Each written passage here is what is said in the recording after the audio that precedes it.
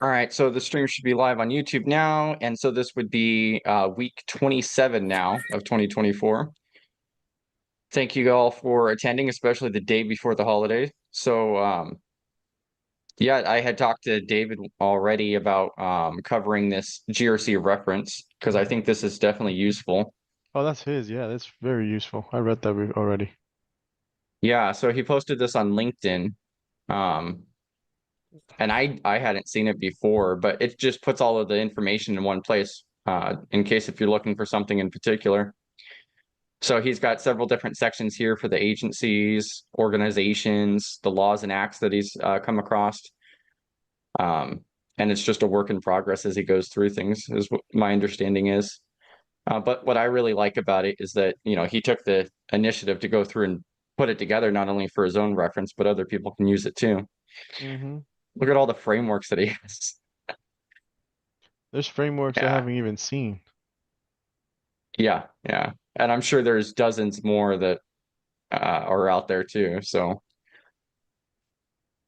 Yeah, kind of but how did spoiled this for kind of get choice, started? but you more kind of reliant on the first pass using ChatGPT, right? So if something's not aligning right with a heading, just give a holler. But yeah, Yeah, and it's a quick reference for some of the terminology as well. yeah, that's mainly what I'm trying to use it for right now. In fact, I'm going to try to convert these to flashcards. Because there's again, the main thing was like, dude, I've been in this at least a GRC role for 3 years now, but you can ask me point blank, like what anything on here. I have terrible recall. Like I can do it in practice, but like if you ask me, give me the definition of SDLC, right? I mean, I'm gonna be like, cyclical process to ensure we're following best practices, right? But that's not like each of the phases, right? So just a way to, enhance your knowledge, make some flashcards if you want, you know. Yeah, and especially if if you come across something, then it's easy to reference real fast. Not only does Notion make it really easy to search, but then also if you just hover over the right-hand side here, it'll pop the menu, like the index here. Yeah, that's sick. Yeah, I'm still so like a so it makes super it a noob lot at easier. Notion here. Uh, I was a huge fan for Notion at first. So when I started studying for the Sec Plus, I was still doing hand notes. And after about 60 pages handwritten for the Sec Plus, that's when I was like, no, I can't keep doing this. And then I went over to the digital notes. And then I ultimately ended up actually settling with Obsidian, just because I like the sync feature and a lot more control. Yeah, I like Obsidian. I kind of piloted that for a little bit too, but just ultimately decided on this. Yeah. I looked at Obsidian and Notion, and I refuse to pay money just to sync between all my devices. I think that's just a scam. So there was no way I was Yeah. going to go with Obsidian. I'm like, come on, no way. Yep. That was pretty much what did it for me. Yeah, I mean that makes sense. And there are other ways that you can do it too, but yeah, at the easy route, you would have to pay for it, like unless you're going to set up your own sync server otherwise. And Well, then what a lot of people will do is they'll just use like Google Drive to try to, sync it, but it doesn't really work that well at all. well, I know So, someone was showing me in, I guess it was a last week, one of the streams that I was in, one of the morning streams with Jerry, and someone was mhm. like, "Hey, you can just do this," and I did it. I'm like, "Great," but it won't work on Linux. Like, so I can sync it between all my Macs. I'm like, but I can't sync it through iCloud on my Linux machine. So unfortunately, I'm out. So Oh, because I have Windows, Linux, Mac, I have all of it here in the house. And who Yeah, knows, that makes it I'll even feel like worse. grabbing, I can grab any one of the machines whenever I want. I was like, yeah, I'm out. So you use Notion for that then? I use Notion instead, and Notion just syncs for free between everything. Yeah. I think I even threw an app on my Ubuntu machine. I think. And even if I don't, Oh at least yeah. I can still grab it in the on the website, so it's not all that big of a deal. Yeah. Yeah, and especially for personalized notes, I think that works great. The Study GRC website we actually started originally building on Notion, but then it was really it was just too expensive for us to go through and add everybody in to collaborate in. That was one of the issues with it as well. And then also I wanted to drop this too. So David had also done this post, if you guys haven't seen it yet, which this is gonna, I mean, it's just a really great resource because he's putting everybody in one spot. Do you think this is something that you're gonna do like a Notion page for as well?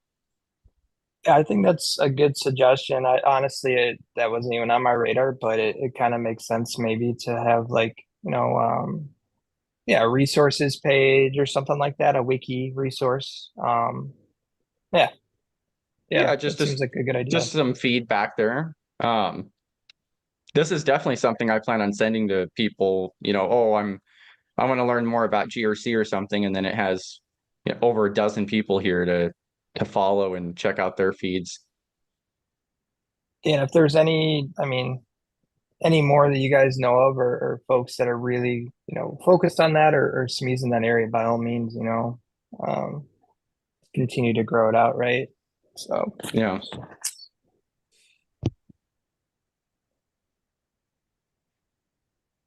Did you have a topic there, Caesar? I'm so How's sorry, your no. mock project? Oh, we're working on it. Me and PBO, or excuse me, John Hightower, we're just tweaking it. We're just refining it, making it, I guess, a little shorter. Facts. Thanks for the Make shout it. out, Chris. Thanks for the shout out. What do you mean by shorter? Man, he did a capstone, man. I used to teach. Caesar want to do a capstone for 2 years, man. That's how big that thing is. How you gonna try to do 3 compliances, man? Come on. What's up? PBO, just of course, me being over dramatic as I normally am. It's just a big one, so We're so just me, tweaking it right now. We're just refining it. yeah, we coming to some common ground, I guess. So he talked about in there that he wants to do all the policies for PCI, HIPAA, and CSF. I'm like, dude, that's 50 policies. Hey, go big, go home. Right? Yeah, I That is forgot a to no, drop Caesar. these. That is a no, Caesar. keep them in check, John. He does. He keeps me grounded. He definitely keeps me grounded. So we like you said, we coming to some middle ground. So we probably do 3 on each one and take a couple, and I hate this word, harmonize them across the 3. That's what most companies do. So you take the most restrictive and put it in your procedures and policies for the top 3. So that's probably how we do a few for each one and do a few and harmonize across all 3 of those. So At the same time. So just like pick 20 controls and that map over between them. Is that what you're saying? yeah, we probably pick like access and control and do the CSF, HIPAA, I forgot their language, pick 2 or 3, then pick a couple from PCI, then pick 3 and just do them across them. Like access control, you can do across them, and they're pretty the same. Then one thing I kind of want to delve into is password complexities, because each one of those complexities are going to be different. So kind of pick the highest one and write to that. So that's kind of what we used to do when I worked at the Department of Revenue for the state of Indiana. We picked the highest one and harmonize them, saying, okay, we're HIPAA this. We believe the STIG is the most restrictive, so that's what we're basing our hardening scripts and everything on from a procedure/policy perspective. So kind of talk about that so people can get used to viewing that kind of in a big corporate setting. Gotcha. So you basically pick, I guess, the one that is more compliance with everything, and or I guess the hardest, if anything, that you want to, if you want to use that word. Restrictive is the word. You restrictive. Yeah. Okay. You gotta use those corporate nomenclature, man. We gotta get you on a nomenclature. Gotcha. Restricted. So we talk about doing that on a few. So somebody chime in. I'm on a soapbox. If I'm wrong, somebody chime in. Caesar got me worked up. I was trying to find somebody had posted in one of the Discord servers the other day another really good resource for HIPAA. So I've always I've looked at HIPAA Cow, which is one good resource for HIPAA. They have some really good documents and some education on it. But they dropped another one, and that's what I was just trying to find a second ago because I don't believe I bookmarked it. That's why I try to bookmark everything. You're excellent process at it that. later.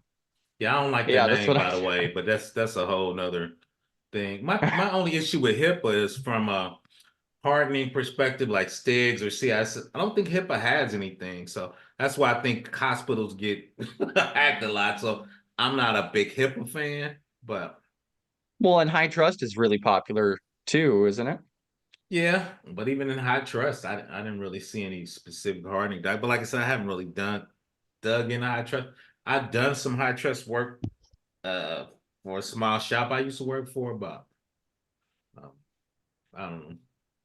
I need to dig a little more into it, but I mean, you do have a video on high trust. I do. I've done some before. I'm rocking with you. I'll probably go CIS before I go really hip or high trust, which is sad.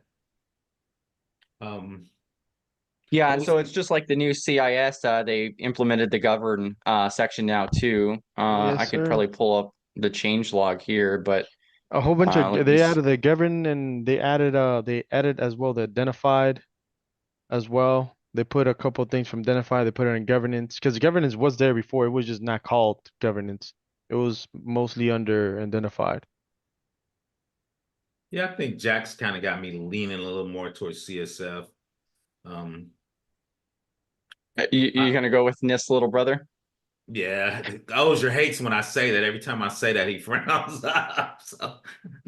So I'm a NIST 800-53, man. Like, see, go big or go home, man. So I want to do all 1,200 checks. Let's go big or go home. So I'm a 800-53 because I've always done federal work. So um, I got a question, and this is really more for the people in the industry. How would you start, I guess, with RMF? How would you start an assessment? The 837, or just Yeah. in general, right? Yeah, in general, just in general, like I, what will be, I guess, the standard practice or the correct practice to start well, I a probably risk shouldn't assessment? chime in if we talk. What I usually do, because I do medium-sized or big companies, is I do the STIGs or the CIS checks. Because when you look at them and you do those hardenings, especially STIGs, category runs means you're at high risk as being tacked in the wild. Cat 2 means, it's minor 3 is cosmetic. So if you got a lot of Cat 1s from a risk perspective, I usually total those up because, like we were talking about last night, is you doing spreadsheets or you doing Archer. So I usually go bottom up. And two, vulnerability scans. So we usually doing Rapid 7 or Nexus. It's gonna give you the CVE scan. 10 is you getting attacked, and 1. So those kind of gives you your risk assessment from that point. But if you're talking traditionally, you're gonna do a BIA, a business impact analysis. You should be going through with your whole business and rating your business functions. But most people don't do that in real life, right? So that's why I usually start bottom up. Somebody else chime in. Once again, I'm on my soapbox. So basically, my question is, I guess if I can dumb it down, let's say I got the job, I'm doing this, and the company tells me, hey, I just need you to go right ahead and get me the a risk assessment for my company. It doesn't matter what company you choose, what company you want. What should be the first step I do? Classify your data. If you don't know what data you're using, like HIPAA is going to be higher than I do federal taxes, PII, private internal. They got to rank your data. Then when you rank your data, depending on those risks, is going to add onto your data, right? If you're doing federal data, you got a CV is a 10, right? You got to do something. So I think you need to kind of put both of those together. Yeah, I'll chime in here.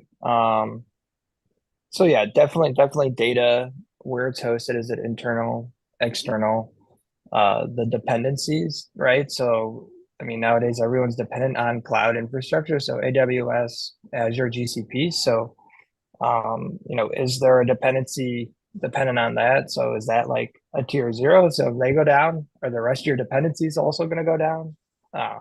So there's a lot of, like, at least in Archer, that's what we use, a lot of calculation that goes into responses from those lines of businesses. But a lot of it's driven by the amount of data. So like 250,000 to 1 million, PII, PCI, external. I mean, that's probably going to be a high to very high inherent risk, potentially there. So it could vary.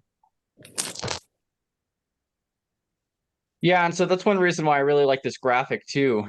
So this graphic from Aaron Lauge that I've shown a few different times. So not only does it map out the process visually, but he also has the task associated with each section as well. And so it's still going to depend on your environment, you know, where to start or otherwise. But this walks you through the 837.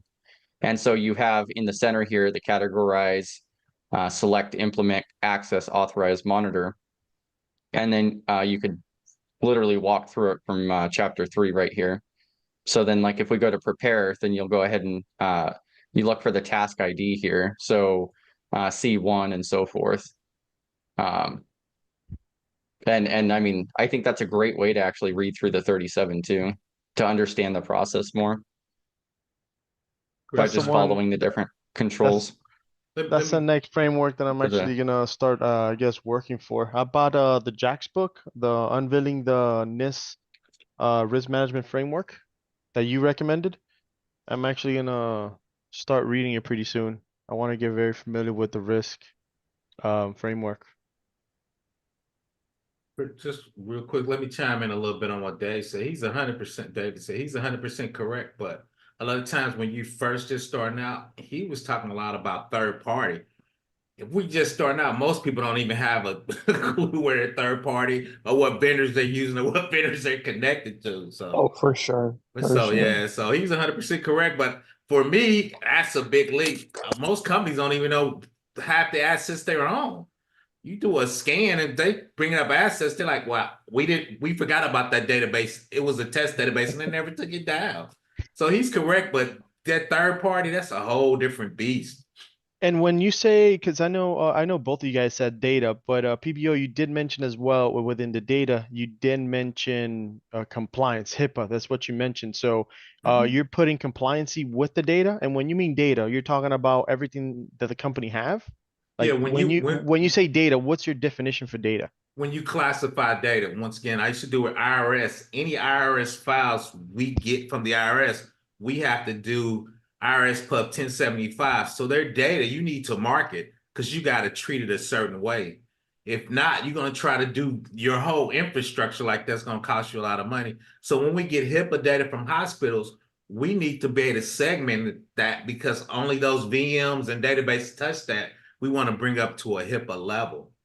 Right, because if you don't know where your HIPAA data is, if you lose it, how you know you got breached? So each data coming from those different agencies, we have to track it and mark it. Let me know if that makes sense, Caesar. I'm rambling a little bit. I'm tired. Oh, you're fine. Yeah, it makes sense. I mean, if I have any Okay. questions, extra questions, I'm gonna ask, and if anything I know, I can So when just data hit you on comes the in, side. we mark it. So we get flat files or somebody puts it in the database. So we say this database or table space if you're an Oracle guy. So all the tables in this table space is HIPAA. So when we mark it, because when assessors come in, they're gonna ask you, where is this HIPAA data at? Where is your FTI data at? If you can't tell them where it's at, that's a huge finding because you don't really know what to protect. Oh, Gotcha. especially PCI, John, too. You Oh, can't have anything facts. touch that. Yeah. And that's about my other question. You're using PCI as an example, but it can actually be PCI, excuse me, you're using HIPAA as an example, but you can do PCI and then you can do the CCPA as well, correct? Yeah, when you work in a large company, right? When you work in, like I said, I work for the state or federal, you're gonna have different type of data that you need to keep track of. So we got HIPAA files from hospitals. We got IRS files. One reason why, because when you're the Department of Revenue, we're actually the bill collectors. So if you don't pay child support, we take your tax return. If you don't pay a hospital bill, we take your tax return. So we had to keep track of each individual requirements for each one of those different data points because we're gonna get audited on it. Okay. I'm actually So writing all this down for my knowledge, by the way. that's So fine. You can that's why always I'm ping at. me. You know, I'm easily Yeah. found. So Yeah. yeah, and that's one thing I'm talking about when you're doing your process is showing flat files coming in and putting them in tables and database and marking them so people can say like red is HIPAA, blue is PCI, because you need to be able to track it and mark it. Especially when the auditors come in, they're going to ask you those type of questions. Where's this type of data is, and they want to see your flow. Where's your data flow? How does it come in? Where does it go out? Where does it store? Are you rolling it up? And two part of that is how are you destroying it? Oh, okay, so how you're eliminating the Everything to do with it. Yeah. okay.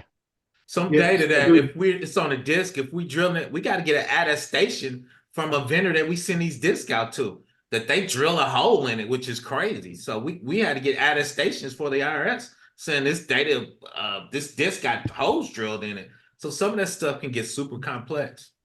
It's There's similar another to how you name have for it. to track your hardware too. Like when your new equipment comes in, old equipment goes out. Where's the old equipment going? Who took it? Yeah, What have they done with Asset it? management. What is in the contract that says what they do with it? facts. And as John was saying, a lot of them you can either get the hard drives with it, which isn't bad, but your better option is to actually get the hard drives shredded. Yep. But it depends on how much you want to pay and what stuff is on it. And it's not a lot of people shredded. A lot of people use Blue Mountain. That's kind of one of the top guys because it takes a special thing to shred and they charge you big money because they got to It's a give you special paperwork. machine. Yeah. Yeah, because they got to save you paperwork to tell you it happened. The IRS makes IRS, FSMA. I don't think HIPAA does that, but a lot of the bigger compliances make you keep track of that stuff. I know where I used to work, what would happen is the hard drives would be removed from machines. They had a degaussing machine, you would pass it through, and then it would go into a crushing machine to destroy the platters. Or Yeah, destroy the board for SSDs. But everything would get degaussed first. Shout out to Dave. He giving y'all great gems tonight, man. Y'all don't even know how much Yeah, Dave giving see, y'all that's a good tonight, thing. man. That's that big boy work. That's what I call it. Yeah. That's big boy work. Dave has a Yeah, lot of and so knowledge. I just searched for just data on the RMF Nice to R5. see you And again, by the so way, David. Nice to see you too. Where you at, yeah, Chris? so Dave supported me yesterday, Chris. I didn't see you. Dave was oh, supporting me yesterday, man. I didn't get no support from you, man. I told you, I hurt my you're an feelings, hour man. ahead. I just met Brother Dave. He was on me. We was on what, about an hour, 2 hours last night, Dave? 2 hours, 2 hours, Come two on, hours. man. No support from I thought Chris. Go two ahead, hours Chris. was your regular. It is. But I get no support from you. Go ahead, Chris. Hurt my little feelings, man. No support. So that would be I'm basically too old to stay up late. that's basically step one. Basically classify your data Yes. and with the compliance, PCI, HIPAA, or anything else. What will be step two after you do that? Controls. The controls, select controls? Yeah, so that's where this diagram comes in really nicely. So you have to categorize systems, which I mean, hopefully you already have things such as asset management or otherwise implemented, like they were talking about a second ago. But also like on this diagram, it even mentions the 860 for the categorized systems as well, and it identifies its process there. And then your next set would be the select controls category. And so I think that's gonna, yeah, so then you could see it right here. So then it starts with task S1. So select the controls for the system and the environment of operation. And it also outlines whose primary responsibility it is, which is going to vary, of course, but then you would go ahead and move along this. So then you need to figure out like, okay, what are we going to run off of? What do we need to be in compliance with? I mean, anybody else can jump in too, but that's my understanding up to this point too. Chris, Because then you need to, there's only one choice on that list. Go ahead. but yeah. But y'all so, don't know. I only do 800-53, so I had to pick on. The only real choice on there is 853, Chris. That's the only choice. Yeah, and I actually didn't even notice, but he still has the CIS 20 on here. So this hasn't been updated in a minute, but yeah, I think that's what's so useful with going through and reading this section out. So, and this is actually, what is it, Appendix E. So, and then it walks you through each one, and then you can click on it, and then so like if we click on task S1, it'll take us to that category, and then it goes through and explains to you more in depth about it. So here it's also talking about like the system development lifecycle phase. They provide the discussions on it. So you could really dig into this to get a really strong understanding. Yeah, I'm definitely gonna go right ahead and start playing around with that stuff. Well, and the book that you had ordered, I was going to go ahead and drag that over here too. Yeah. So this was advertised by shared by Jack Scott's too. So a friend of hers. So Thomas Marsland is the author of it. Mhm. And so this is a recent publishment around the RMF. This Yeah, is the right that's one, correct? yeah, that's the Yeah. one that I have right now. And Yeah. And and so Mhm. no, I was just basically saying the little things that I glance because I'm still not done with the other book that I'm reading. The way that this book is written, and again, I'm just glancing and haven't sat down and read it, but it actually takes you step by step. If I'm not mistaken, the little uh two little pages that I read. So that's the type of books that I like, telling you exactly how to do it, how to implement it, basically holding your hand. Yeah. Well, and I don't feel it would be necessary if PBO already wrote his book. Yeah. We look at this. Look at this. PBO and David Case.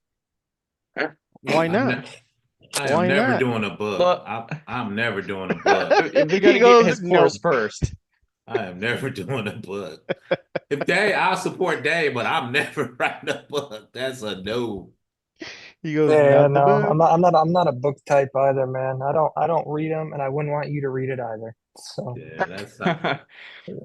And so when you guys were talking about like the asset management portion for the life cycle, like the data destruction, I was trying to think of what term it was because I was thinking data flow life cycle, but I think that's the incorrect term for it, for the data management, from the purchasing, managing, and then the destruction process. I think there's a life is cycle. It is, is it but you got information life cycle or I was just maybe looking for a go fancy to diagram for it. if you go on to 53, I think it's in there. I'm a 53. I think it's straight destruction in 53. data retention and handling, maybe. Yeah. Oh yeah. It's probably in retention. Yeah, and so that's what I have up here on the Trello board. So 22 related to data. And so just skimming through this a little bit, you can see like life cycle use of live or operational data is one of the controls in here. So approve, document, and control the use of live data in pre-production environments for the system, components, service. That's just one of the 22 different ones. Personally identifiable information, quality operations, data tags. So employ data tags to automate the correlation and deletion, the correction or deletion of personally identifiable information for data tagging. We tried to Several do that. withdrawn. It was colossal. It was colossal cluster when we tried. Because when you see a social security number, okay, it's a social security number. Did that come from a medical record, which makes it HIPAA? Did it come from a tax file or the IRS? So it finds it, but then you still got to trace it to figure out what the source is from. Wow, so So you need to for go it, that in depth so that you get, so I mean at that point you get the source being the social. Then after you get the source, you need to digest that source and try to figure out if it's actually HIPAA or PSI or even GDPR. yeah, but And then when you're doing your systems or you're getting your flat files, you should already know that. Because it's okay. called MOU, Memorandum of Understanding. So when we get a file, it tells us what it's for, what client. So if it's coming from a hospital, when that file comes in, we already know what it's for. So if we save it on an S3 bucket, we're gonna mark it. If we're gonna save it in a Oracle database in the table, they usually have comments, we're gonna mark it. Right. So as that data comes in, or if they put it on a screen, you should know if it's IRS or HIPAA data when it coming through. But you just gotta know you need to track it from the start in. A lot of times when you come in, that's when you have the problem. When you have a lot of legacy stuff and they haven't been tracking. So that's where you have to go and kind of help them and trace it and file back. But when you're doing new stuff, or if you're a mature organization, they know that already. Chime in on that, Dave. What's your thoughts on that? The thing that kills me is when you have one individual or one group of people consistently doing the process that way, and then other individuals that aren't doing tagging, that aren't referencing or classifying. So if you do reports or auditing, uh, you're basically having to do just like you did with the social security number, where you're having to go layer upon layer for instance, I use Archer, right, to go find the data source and figure out where it came from. And if it was marked at a higher level, you'd be able to tell right then and there, like your MOUs or MUOs. I forgot what you said there, but Yeah, MOU, people, it's a couple names, but yeah. So, but like Dave said, is that's part of the GRC is you got to track and then make sure they get in their process to mark. I always call it the big bat. Somebody's got to go hit that that agency or division with a bat because you got to get them on board to tag or do what they need to do so you can trace it. So that's always a big thing to have a conversation, especially when you talk about VPs, and especially when they've been doing it that way for 30 years, then you might get some pushback. So, Well, I I'm know. almost. I- Oh, go ahead, David. Sorry. I was gonna say, I know I could speak. I mean, I'm not GRC. I'd like to be, but I'm not. I'm the desktop support side is what I always had been. But even then, it was always hard to get everybody to follow all the processes. Even like as a test, even as like a group of desktop technicians, it's almost impossible to get everybody to always follow the processes. Even if they're simple processes, it's just sometimes someone just doesn't feel like doing it for some reason. It's a difficult it's a difficult thing to do. That was my former life, David. So I know where you're coming from, Oh, aka man. Ascension. Won't talk about it, but I was gonna say also, like, I run reports for the team and have to do metrics. So we also write issues for like self-identified risk acceptance, risk remediation stuff, and back to following consistent processes. When my team is going to write issues, I want to have who is your supplier or the vendor? What module did your issue come out of? Was it from cybersecurity? Was it from BCDR? Was it from the inherent risk portions? I want to have that all laid out so I don't have to go dig through an issue and then find what you referenced in a module because you were too lazy to put a standardized, naming convention. So that's why consistency is key, right? So I think that's where automation comes in to help people get consistency, right? So if you force people to put in tickets or you force them to fill out the form, that can force them into a workflow, like you said, to hopefully try to get them standard. But yep. especially a bigger organization, it's always a task. Shout out to Space Tacos. Yeah. I mean, that's actually kind of an interesting topic, though. Yeah. Going through and getting people to actually, follow the processes and procedures on a consistent basis. And the larger it gets, I think the harder it would become, No, too. it's not. I told my boss this, No? What I tell her, she Not didn't true. listen to me, is we just need to fire one person every year, then everybody's straighten up. You just need to fire one person. Everybody fall in line. You just need to get one person every year. So you're one of those, huh? I am. I'm that dude. I'm the bad guy. We just need to fire one person. Everybody will fall in line. She didn't ever listen to me, but I'm an interviewer. I think she's the CEO of NIST or something now, something crazy. But yeah, but just fire a couple people. They'll fall in line for about 12 months. Well, So I take it you're also on the side for doing the directed phishing attacks too, the phishing emails. Yeah. Yeah, we got to do them though. I mean, that's part of your security awareness. You got to do phishing. I mean, I think by now it's almost law that you got to do a phishing test every year. So at least a basic one. Yeah. Just once? Yeah, I used to work for Fed. We're always behind stuff. We trying to catch up, but at least one. The crazy thing though is if we do a Target one, man, our hit rate's like 30%. People love Target coupons. They're clicking on that email. That Target email. it is Amazon kind of gift scary cards. how many people fall for that stuff, like the you want a free trip or like free iPhone or whatever. It's like, really, people? Like, really? That's Like, not that. It's because we pay people crap. It's because we pay people crap, Dave. We pay them crap. Yeah. So what you think they're gonna Yeah. do? Oh no, I know, but still, the fact that you'd think that you just randomly get it in like your email saying you just won this is like, at least be like, well, did I enter anything? If your answer is no, then don't even click on it. If your answer is yes, now think about what you even entered it for. No, you think the crazy third part is we would do a pre-test to tell them we're gonna do phishing in the next month. The next week we would send them out, they would still click on it. I'm like, oh my God. So I don't know. I once, and again, like I said, not GRC, but worked at a and I don't think they're around anymore. I worked at a pharmaceutical and got a phone call in from one of the scientists. Woman goes, so that virus email we were warned about, not supposed to click on, I accidentally clicked on it twice. And all I could think of, accident, yeah, once. Twice, probably not. Like, Well, I think the problem is most people don't think about what they're doing. well, and in all fairness, we're talking like early 2000. So, like It hasn't got much better. no, but it wasn't like a widespread, well, like this was kind of early on when all this stuff was really hitting stuff. But it was still like, you got an email warning of you about it, and you at least knew to call us, but you're like, I clicked on it twice by accident. And I'm just thinking, how do you do that? Like, how? Twice by accident? Yeah, there was a really interesting LinkedIn post that I saw talking about it, and a lot of people were divided on the ethics involved with it. I think it also strongly comes down to how you handle it. That seems to be where most people have the disagreement on whether you just go off and fire them or, the retraining portion. But that's also what I've seen too, even with people that I personally know in real life is, going through and, they'll click on things first and then they'll be like, oh, wait, this is a scam. Maybe I shouldn't have downloaded that.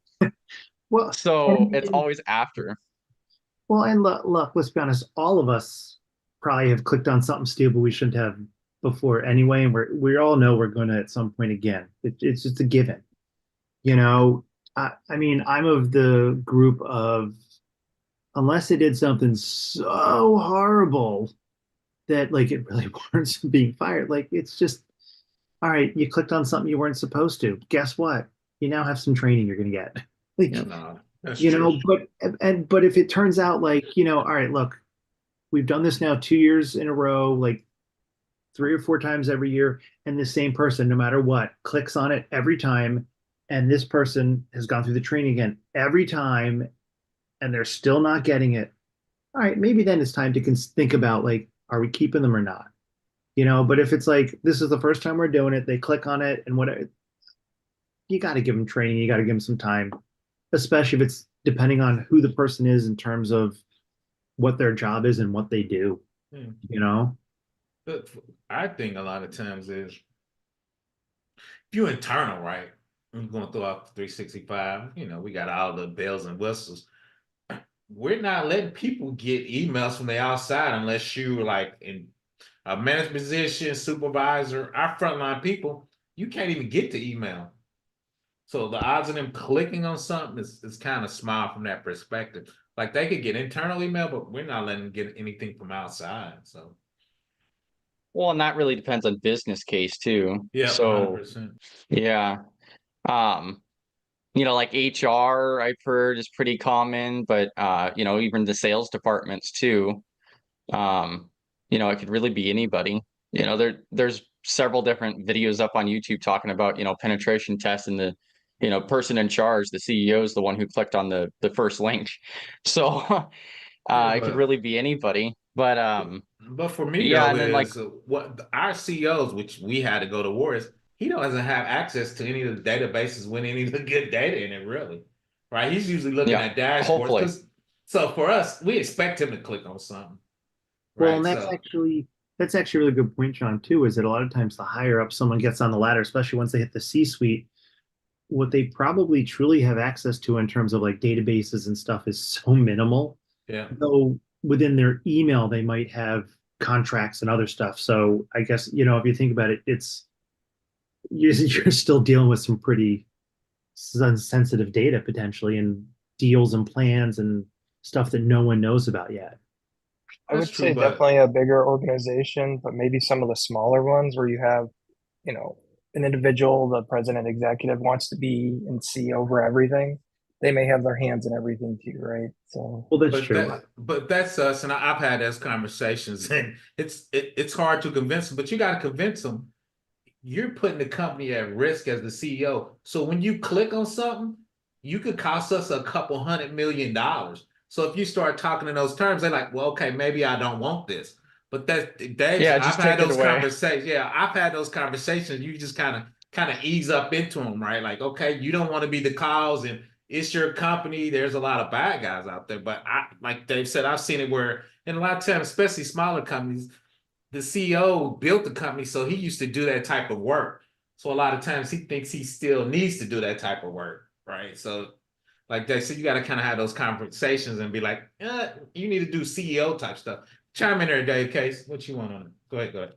No, that's spot on. I mean, I was just gonna say, he does the hiring, he's on your team meetings, he's Yeah. doing procurement, he's doing it all, right? Yeah, yeah. So So, Well, and so as it grows, you just gotta have those conversations and say, okay, we need to do more CEO type things, but just a good for conversation. Chime in there, Chris. Chime in. Well, and, Oh, and yeah. that's actually hard to get. If I'm a CEO and I started my own company, I would imagine it would be really hard for me to want to let go of that control. Even if in my mind I'm like, you know what, you guys are totally right. I still might be like, I get it, but I can't. I just can't let that control. Like because it's like it's gotta your baby. delegate. You did it all. I mean, so I can kind of sort of get it. Yeah, but Dave, Oh, that's for when you sure. start giving them those dashboards, right? So you sell them on the dashboard as the new control. I can give you something in red and you can yell at somebody instantly, right? But those dashboards really, that data is rolled up, so it's really not, as dangerous as it used to be. So I think I try to sell them on dashboards, and you got the ultimate control, looking at dashboards. So That's a good point, John. So then, like, one thing I was going to mention is, so especially in today's day and age, I mean, I kind of feel like it's been yelled at the rooftops quite a bit around the phishing attempts, especially through email. You also have a bunch of those issues with phishing for text message. Um, but it's still so common. It's the most common issue that's ongoing. In a lot of these different breaches and so forth, that's their way in. So, what's going wrong? Is it just not enough training with it? People still not getting it, or is it just becoming more realistic? Because I mean, there's that aspect too, on now with like AI, for an example, making a lot of these phishing emails more realistic, less spelling errors. Like one of the ones that I actually received was trying to mimic the post office. And initially it looked pretty good until you look at the URL. So what does it really come down to, especially for like the average person? Because I I think a lot think of people so. have heard of it. I have a background in education, and I think it has a lot to do with connecting with people and not just being like, take this training, but spending the time to connect with people if you're in charge of security awareness and having conversations with them on like, hey, what's going on when you're clicking on these? Like, what's happening? I find that most of the people that fail phishing tests in my organization are on vacation and they're in a hurry and they're checking their email on their phone and they click on it because they're not even thinking about it. So I just had someone fail something twice in like within a month. And I'm like, hey, next time, like you're on your phone looking at emails, don't click on any links. In fact, don't click on links on emails at all unless you're on your Yeah. work computer, and then you can like ask me. And if there's a link in an email, just email us, like you email the IT department and ask them if this is a safe email for you to click on.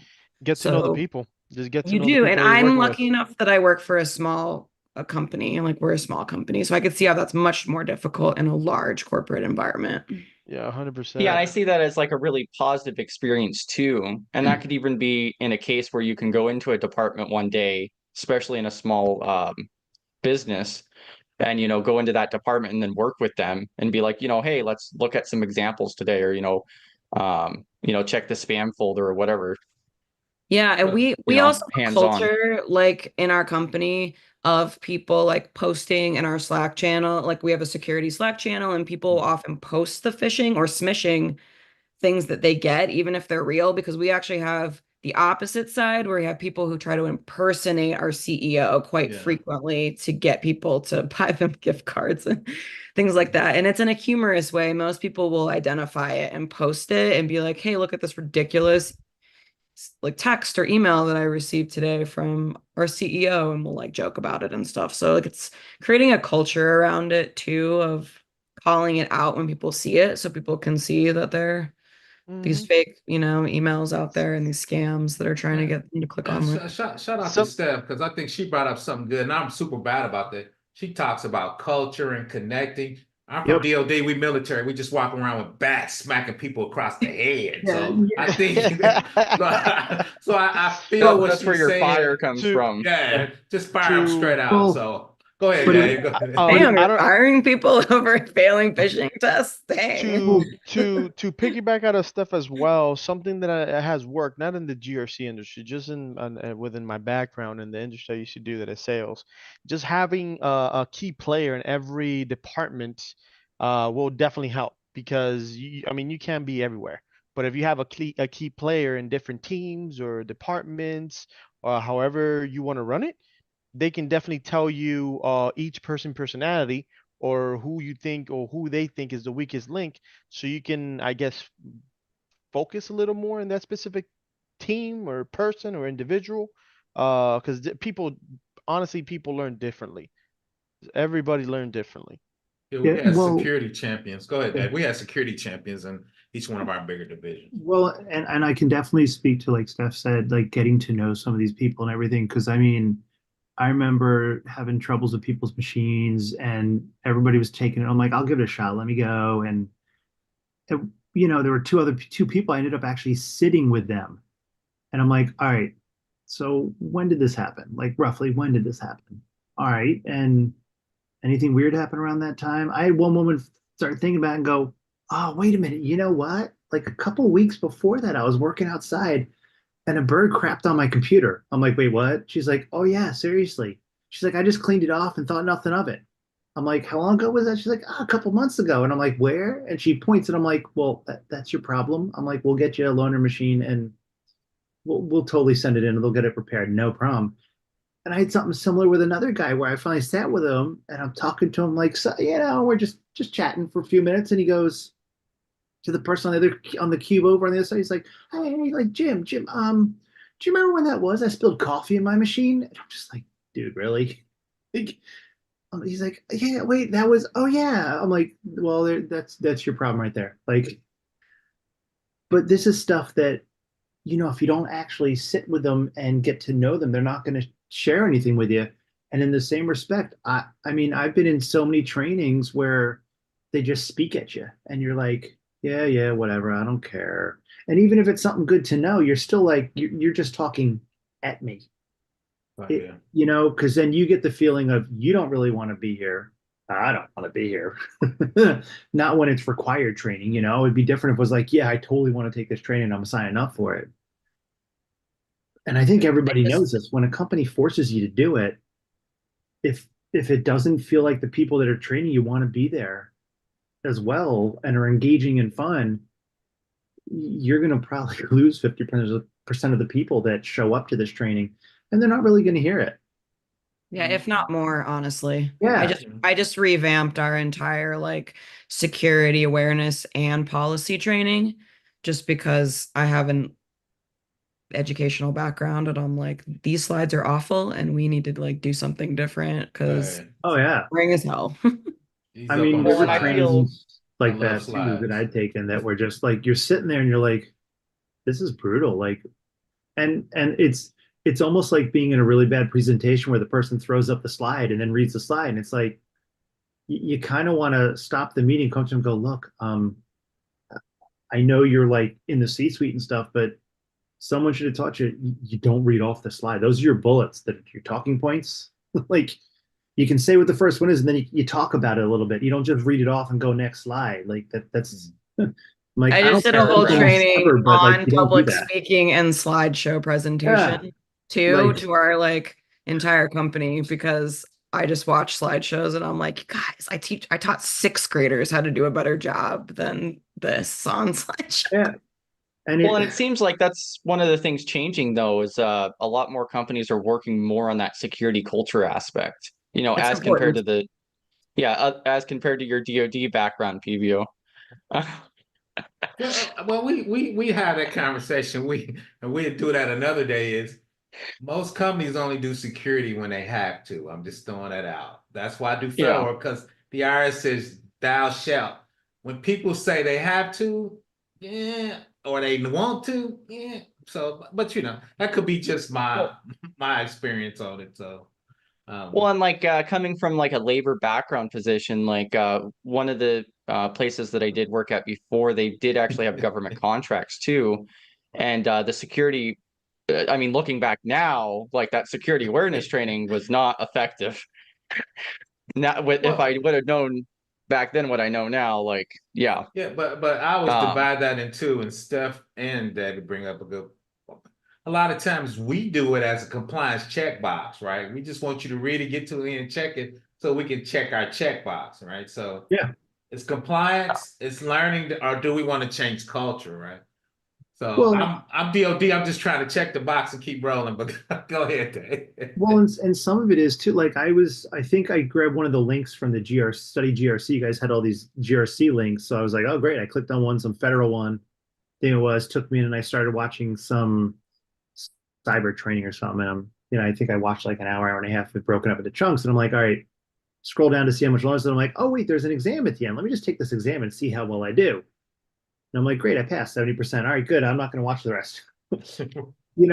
And was that a good idea? Who knows? But to me, I kind of feel like what really should be happening is here's a quick assessment for everybody to take, just to see where you are, and then have them do the training and then assess them again. Because, I could sit there through it and I could learn it, maybe not, and take the assessment at the end and get like, oh, I got a 75%, yay. But, if I'm not, like, I took the assessment beforehand, I got a 70%.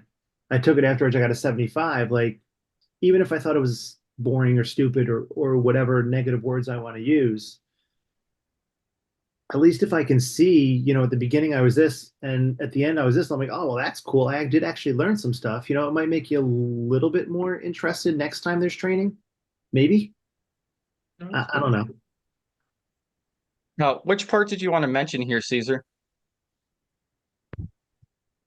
Is this What you mean? what part did you want to cover on this? Is this just something you wanted to review or? No, not necessarily. I mean, that's something that I did apply for. Oh, Oh, nice. Okay. Do me a favor, Chris, before you hit that. Bring up Space Taco has her question. I don't think anybody answered it. Yeah, so Space Tacos asked the question, so is there a general rule regarding subcontractors and NDAs after they expire? So is there like a process for that or a general rule? I'll go first because I Like you sign said. NDAs like water. So long story short, I review system architecture. I used to do RPs and R5. So since I'm looking at companies' information, I sign an NDA. The weird thing is when companies tell my boss to sign it as a company NDA, I know they don't know what they're doing.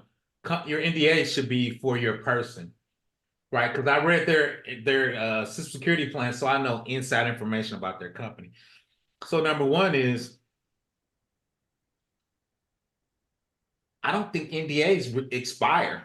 I don't never seen a date. But long story short, when I leave the company, that data I review, I'm shredding it. It's not my data. It's DOD's data or the consulting company.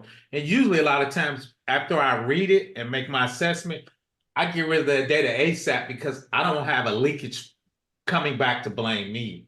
So I think as a company procedure, once you do your review of your NDA or what you're using that documentation, after that project or after you get doing it, you should shred that or get rid of it or like they said, degauss it. So that's kind of my thoughts on it. Because I'm responsible for that data. So if it comes out that I leaked the data, then I could personally be sued for that because I signed the NDA for it. So I've never done NDAs or signed them, but I know I just did a quick Google search. And I mean, I think like to answer Space Taco's NDA question part, I mean, from what I'm seeing really quickly here, it says it really depends on the NDA because there are some that never expire, but there are some that it looks like are, between looks like on average, they're usually 1 to 5 years. But again, it depends on what it is. I mean, I would assume some, especially like for you, John, because you're doing government stuff, federal stuff, that my guess is some of those probably in theory never expire depending on what area you're talking about. Like they may never want someone to talk about it. I've seen Microsoft's SSP, I've seen AWS SSP, and I've seen Azure SSP, and you got to sign a big NDA. And all the companies I work for, before I sign it, I have to send it to our legal staff for them to review it. Well, and that's actually probably the smartest thing to do, right? Because we're not lawyers. If we were, we wouldn't be here. We'd be Yeah. practicing law. And Yeah. and to be honest, yeah, I've had contracts and stuff to sign before that I've sent over to family members that are lawyers to look at because I mean it's You got to know what you know. Yeah. kind of crazy not to. Yeah. We were talking Yeah. about that in this. We call them, the new term is DPAs, data processing agreements.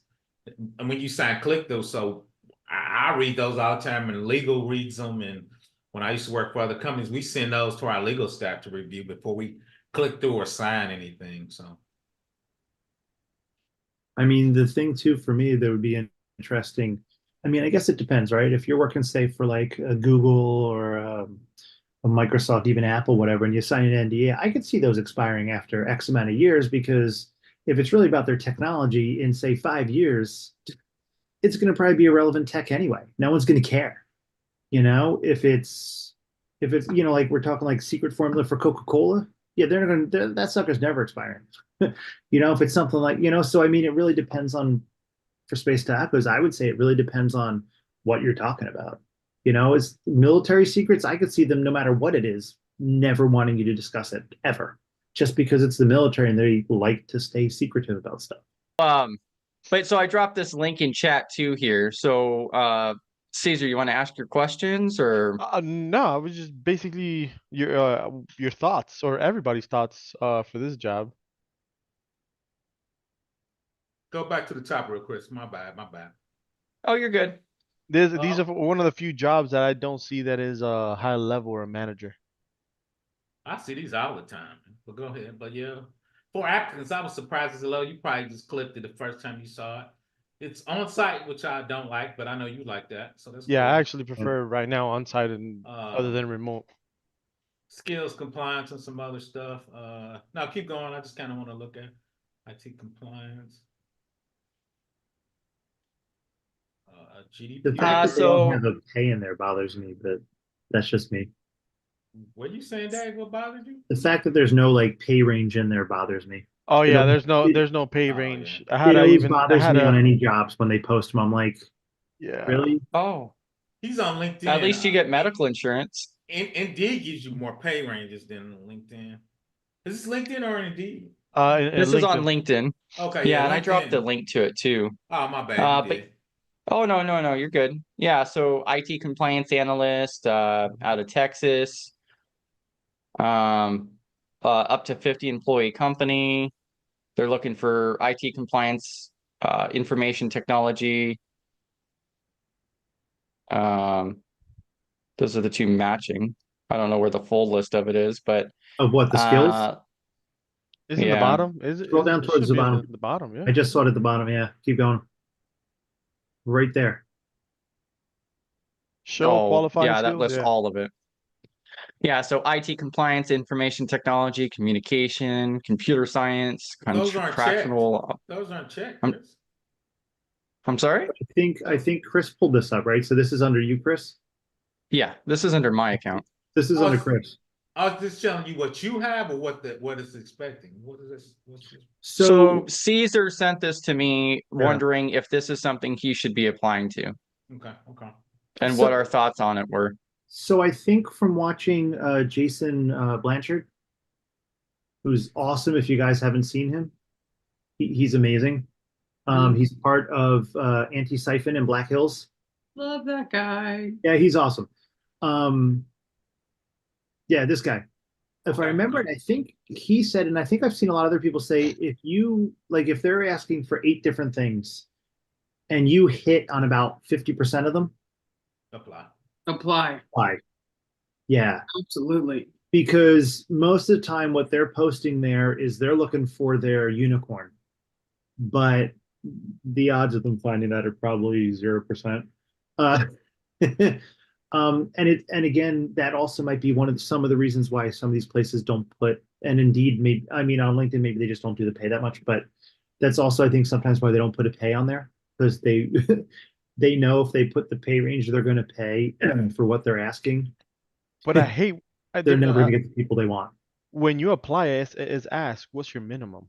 I hate Yeah. answering that question before Me too. before I even know. It's like, why are you asking me that? Um, I had to go so- and use AI. So basically the average is 65, but it says it ranges from 58 to 102 in So what's- Texas. I'm in Austin.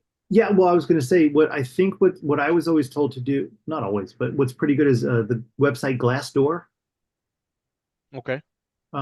They're a job place too. I don't, but a lot of times you can put in whatever the name of this job was. You could put that in, and I think then you can also pick where you are, and it then tries to give it for like, like I'm on the East Coast, so Can you where I verify am, that, the Chris, pay please? would- what? No, with Chris. You want me to do the work for you? No, not really. Can you at least pull up the website? Yeah, I'm pulling it Yeah, up right let's now. pull up the Yeah. website. Because what's nice is like if I'm on the East Coast, which I am, the pay might be different than where you are, opposed to the West Coast and down in Indiana, the we the Southeast. cheapest. I'm in the Midwest, we the cheapest. Yeah. Yeah, there's a button up So for salaries. See up top.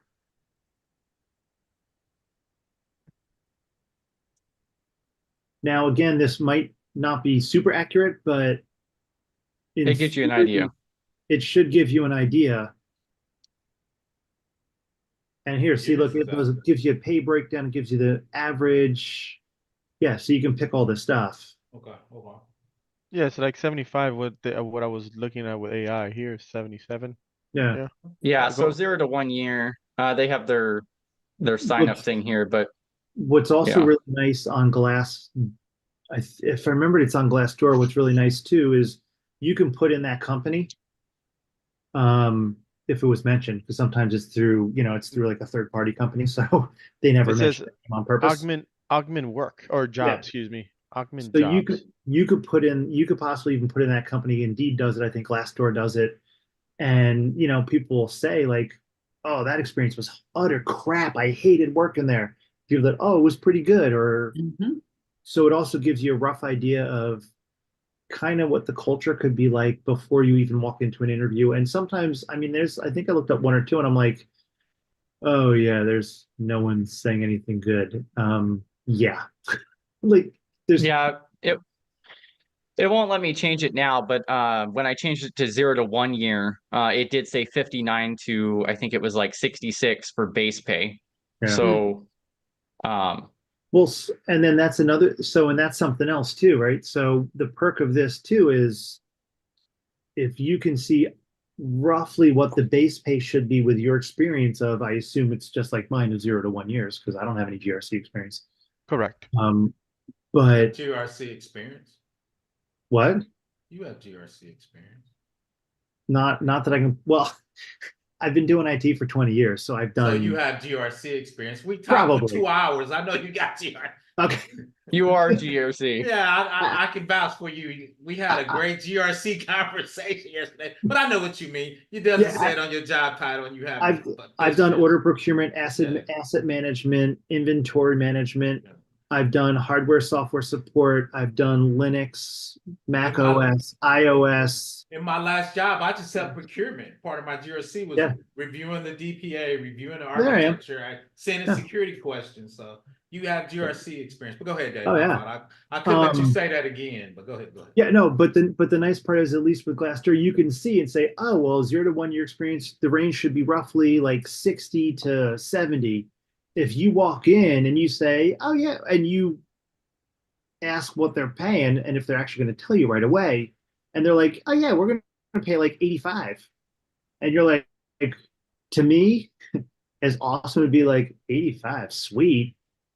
To me, that would make me go, hold on a sec. They know I have pretty much no experience.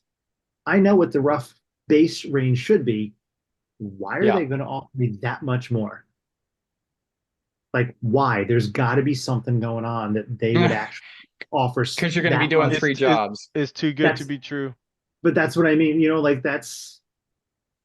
And that Yeah, stuff there's is so a much more important. concern there too, you know. Yeah. You Yeah, got it's to be a little realistic. It's bit a hesitant, setup. especially this day of age. It's a But Yeah. yeah, setup. Glassdoor is great. I've used it before. Yeah. Before they required sign in to look at some of the basic data. But yeah. I didn't see the company on here. But yeah, it looked like it was 59 to like 66 for 0 to 1 year for IT compliance analyst. Yeah. And so like this one is marked as an associate on-site full-time. I've never really figured out what the difference is. I mean, I understand what entry level is. But sometimes I'm like associate, okay, where is that supposed to fall compared to senior and compared to, because I feel like some of them almost like pick it, but when you read through, you're like, well, that one sounds sort of entry. Then you read other ones that say so, you're like, well, that one, there's no, like that one sounds like it's like high up, like 15 years of experience. It's like That's one some of the biggest. hand-holding. Some Yeah. hand-holding. Strictly Yeah. associate. Yeah, So- that's my understanding is that like associates like 2 to 5 years or so. Oh, okay. All right. It's kind of my understanding, but the problem that I've seen is a lot of the job postings, like they'll mark it as entry level, but they're requiring 5 years of hands-on experience. Correct. Like Yeah. Well, there's no, yeah. and I have thought about my CSIP, even though I've never officially done IT security, which means no one would sponsor it. But I guess somebody was saying you can still sit and take it, and you can become I think an associate. Be like an associate, like a CSIP instead. And with all the different weird stuff I've done over my career, I think because I was talking to a CIO, a CISO, a while ago at a job fair, and he actually told me when I was going through some of the stuff, and he's like, "You really should probably sit for it. You most likely qualify. You most likely hit enough." So yeah, I mean the key Yeah. thing is that you need a minimum of 5 years together full-time experience in 2 or more of the 8 domains. Yeah. So I mean, yeah, especially with your background, I don't think you'd have an issue there. So and then it's just like the certification, the credentials down below. If you do hold any of these ones down here, then I have my Sec that knocks a year. Yeah, I have my Sec Yeah. Plus. I'm actually at the point of my Sec Plus where I need to renew it next year. Bam. Well, that And- takes a year off right there. And on the So you plus, just I'm need 4 taking years. all the anti-siphon trainings that Jerry was talking about. I think I with love the anti-siphon.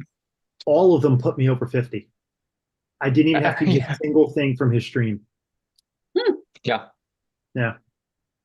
Yeah, Because I yeah, I sat for all passed the my SOC Sec stuff. Plus back in September, and then I had all my CPEs by February at the latest because I did all the anti-siphon. I did like 3 or 4 different courses through them, and then there was also Gerald's course as well. So and I was done. I've had my Sec Plus since 2022. Yeah. So Oh yeah, and then also Dwight also dropped that in chat too for you. I know PBO is working on his CISSP too.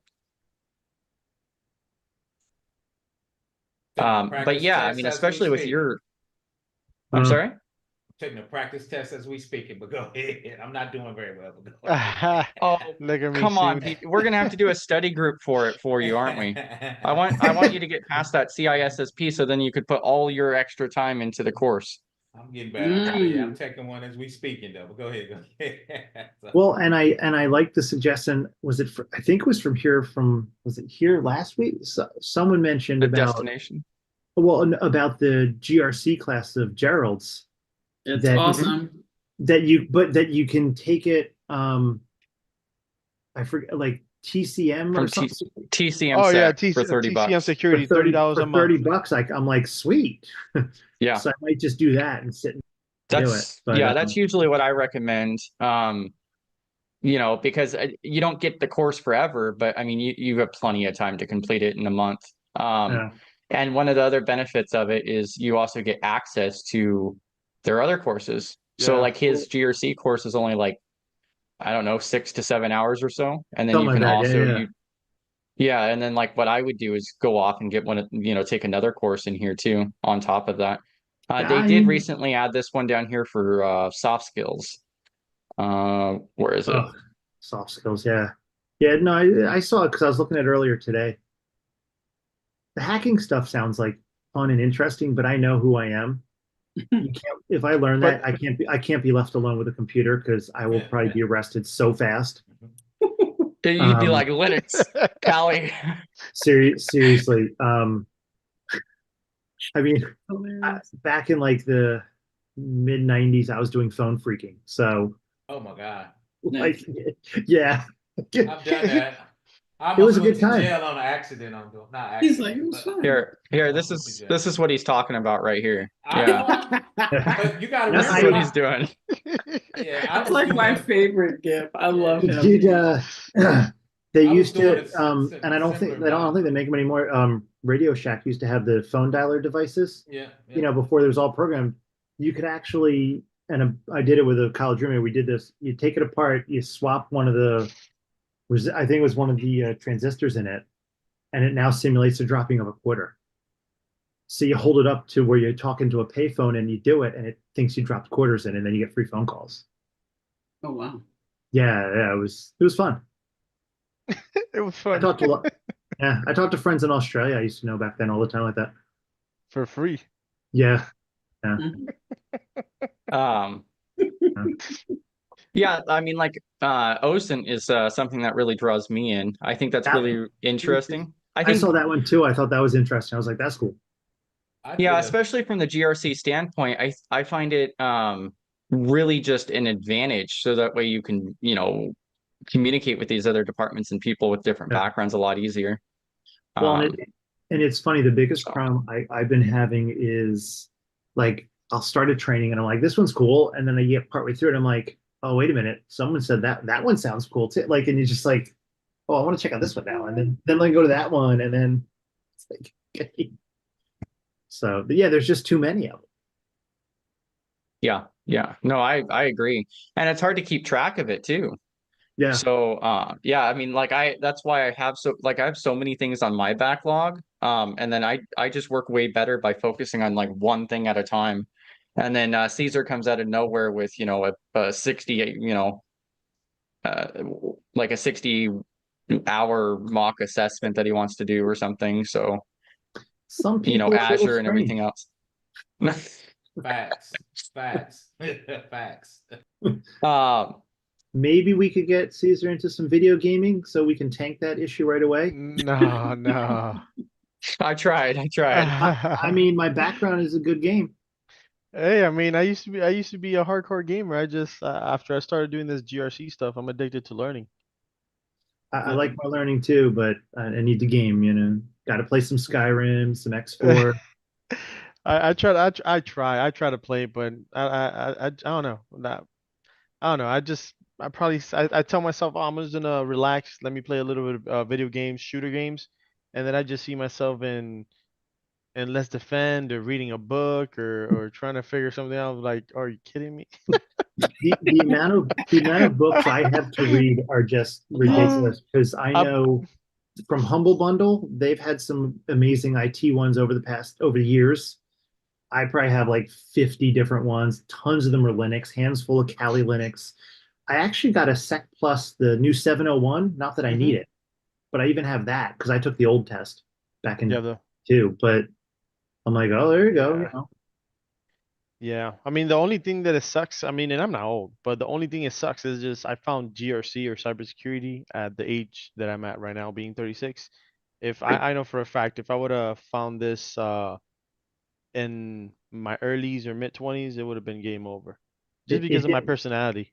It didn't really exist that I knew of in my 20s. I'm 50, so it didn't. Yeah.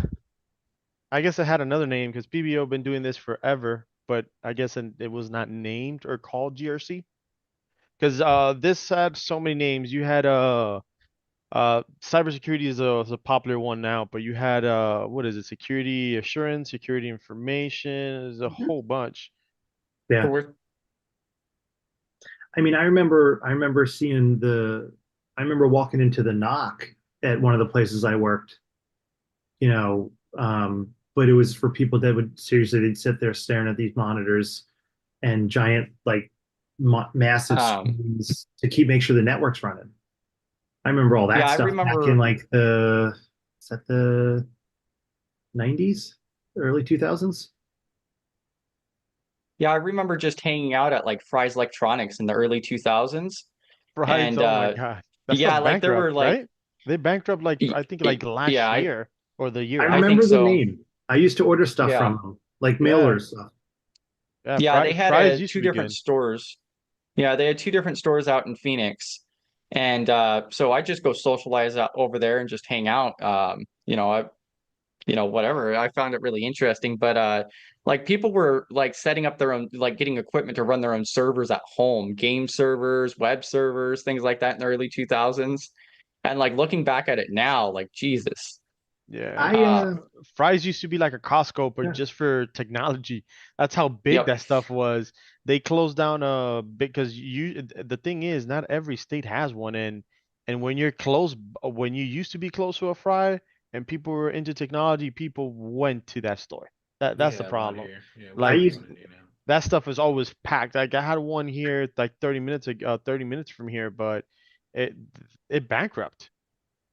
Like Fry's bankrupt. I think it was last year or 2 years ago. It went no. I don't think Yeah, there's no it more. wasn't that long ago. and I do remember that, and I was like, oh man, yeah, I used to order some stuff from them from time to time. I used to order a lot of stuff from Tiger Direct way back in the day. Oh, Tiger That Direct. one too. Jesus Yeah. Christ. Tiger Direct. So, Yeah, but back in mentioning 21. mention So the server at home. That's right. I forgot. I used to run a server in my house just because.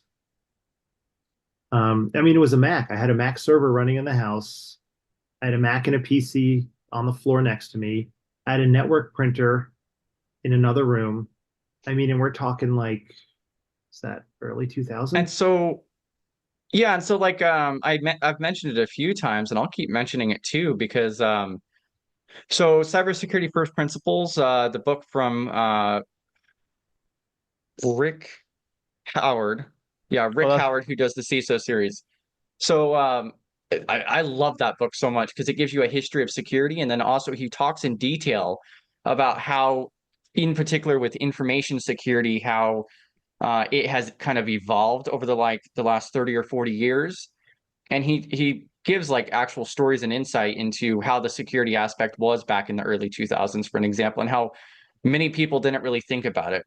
Most people who did think about it, they were looking more on the physical side of security or, the government sectors, but the private sector still wasn't really there for the most part. And that's where like the entire information security domain has really built up since like 2008, 2010, and then, we start getting all these other additional roles and, departments and so forth that split into the security side. So I found that book really interesting though. I have the Coming Wave that Jerry recommended. oh yeah. I'm not done with it, but I haven't that even is had a chance to start it. I started it. it's a little tough. It's a little tough, but it's I'm not done. I'm almost done. But AI is not going nowhere. And I mean, and he explains that. He Yeah, I explains it. started reading it and I couldn't really get into it, to be honest with you. And So whatever, I get it from the library. I don't buy books typically. I get them from It the is it is a little tough though to digest, especially if you don't like reading. It's just yeah. If there's But it nothing inappropriate, I could hand it to my 11-year-old. He'll probably read it and then summarize it for me. there you go. Real world AI. He's read. I have the Lego Story, the Brick by Brick book. He's read that a couple times. I'm like, I've never read that one. He tried reading The CEO Next Door, and I'm like, how was it? He's like, I made about halfway. It was really boring. I could have told you that before you even started. like, like, there's no way that was going to be an exciting book. So so Caesar. yes. So GDPR, HIPAA, PCI, and NIST CSF.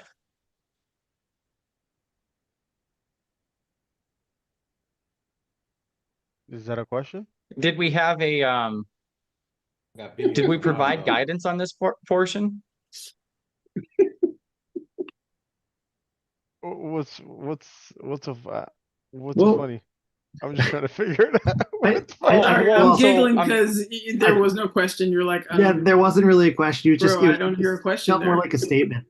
I Oh, mean, okay. yeah, well, yeah. so So I can say to me, one thing that's nice about that line is one, it's well, okay. One thing that stinks to like end industry standards, e.g., NIST cybersecurity framework. Like, gee, thanks, guys.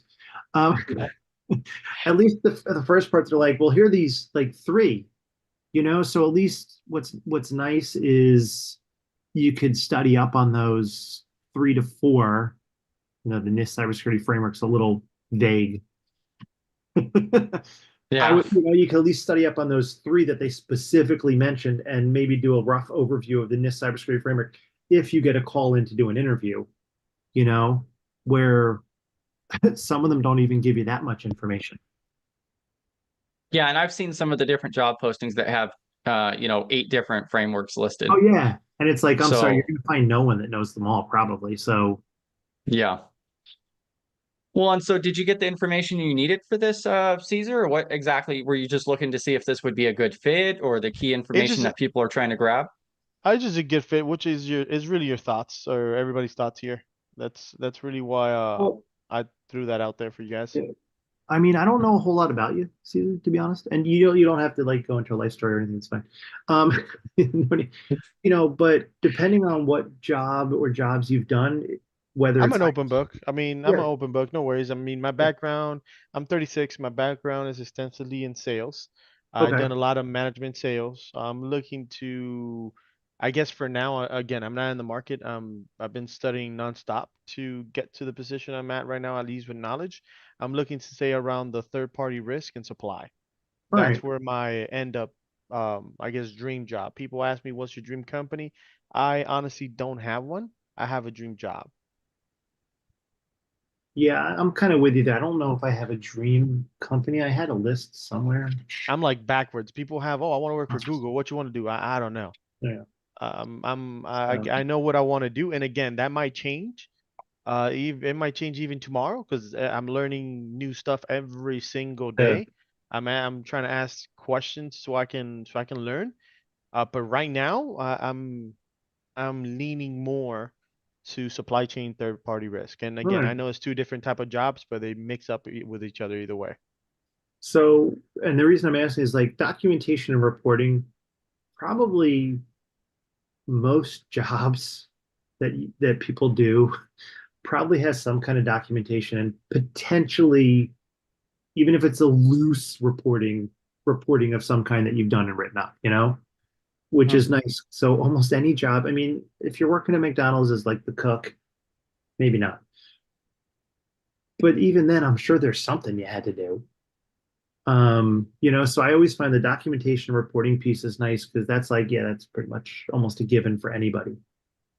Some of the other stuff, like risk management and mitigation, to be honest, most people have done that too. Not maybe necessarily when it comes to IT, but even like in a sales role, there's still stuff you Well, would. and something else that can apply to that too is you have the Sec Plus. So, at least Correct. you would understand the IT side. So Yeah. they would take that into account for that.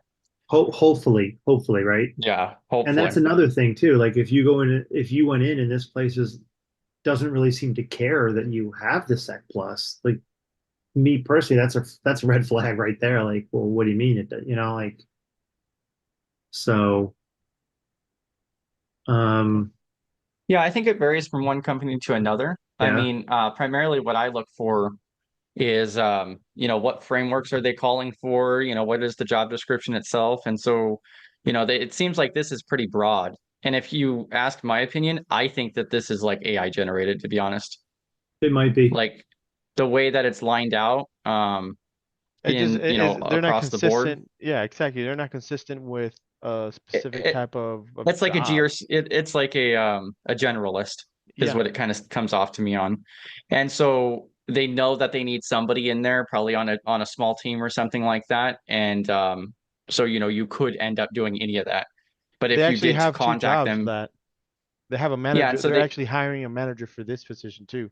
So that was why yeah, that's why I send you this. It's kind of weird. They're actually hiring employees and they're looking for an actual manager. So I don't know if they're building this team Well, or they had an existing team and I just don't know.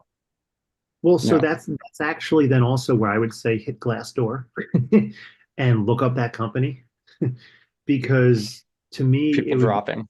to me it's weird if like if we're talking say 10 years ago, maybe even 5 years ago, and it says, well, we're looking to hire a manager for this team and the team, maybe 5, 10 years ago, that wouldn't be that big of a deal. But they're like a recruiting company. That company right there, at least the Augment Jobs, they're like a recruiting company. So I was kind of lost. Like So then to me, and that's kind of what I was also saying too. And it's possible that this Augment Jobs is what's being put in the front. This is what's being looked at, Middleman. but they're the middleman and you don't even know what the name of the company is. yeah, that's what I thought. They'll tell you. Which can make it really difficult because like it could be like you could get, they could invite you in and they might not tell you much about it until like right until it's time, and then it could be like you're working for this company. To you might be like, really, that company I think is the worst company on the planet. They're Yeah. evil. They're hard. You know? Chris, if you scroll there, if you put it on monthly, it's basically $100 a month. That's why this actually took me off. You Like- have to pay for them to place you? Yeah, it's like a Oh membership no, type. no, that is Absolutely not. that's never. yeah, that's why I was Never. looking at this. Yeah, No. that's Never. a scam. That's Yeah. a No. no-go. Never. Real recruiting agencies, they make enough money on you already. Yeah. Yes. Yeah, so the way the recruiting agent should work is they find the job, you go interview it, say you make, because we're going to keep it simple numbers, say you end up getting paid 10 grand, that's your pay. They'll get they might get 1% of that to themselves, and that's what they make off of it. And that's where their money's coming from. So if you have to pay anything like this, Yeah, I wouldn't do run, don't even bother with them. That's crazy. Yeah. This is Yeah. trash. There's no reason Run away. because if you're doing this and then they also do find you something, they've now got this money from you and they're getting money from whoever that company is. And that's if they even find a placement for you. They could Yeah, just and they take your might- money and run. And that happens with places too. So it might actually be worth looking them up on Glassdoor just for fun. Yeah. Well, and so I didn't find the company on Glassdoor when I looked up the company, and that's why I wanted to go to the LinkedIn page to look, and I'm glad I did. That's exactly why we do this kind of stuff. So yeah. Yeah, and then also another thing is it was founded in 23. That's another little bit of a red flag too. And then the other part was on the homepage is you could see that they have a minus 30% reduction in headcount. And so that's people on LinkedIn who had associated with them and then removed that. So is my understanding that's the job count. Yeah, 30% Oh, reduction. and look at their median tenure. Yeah. Not even 6 months. Jesus. Yep. And like that goes back to looking into the companies too, because I think that's where a lot of people mess up is that they just want to use that quick apply or otherwise. But you got to make sure that it's a good fit for you, and especially with all the people I've heard from who are coming across these scam positions, that they're fake positions that are just collecting your information. Yeah, I mean, I'm not applying to anything unless I go straight to the company website and verify it, at this point. So I know I ended up reading something talking about like the reasoning for some of the ghost positions, and it was talking about multiple reasons. One, a company might be collecting all the resumes for when they decide to hire in the future, so it kind of like speed up the process theoretically. Another one they said is to make it appear like they're a healthy company, growing company, good company. They're hiring people to say investors or whatever. And then the third reason, from what I read, was talking about, say we're all working at this company, we're obviously overworked, stressed, we're dying here because it's too much work. They'll sometimes do those postings there to kind of make it look like and be able to go, well, look, we have stuff posted. We're trying to get people for you. We're having troubles finding them, but to kind of push off the bit of the employees that are like, we think you're going to leave. Let's try to make it look like we're actually doing something, even if we're not.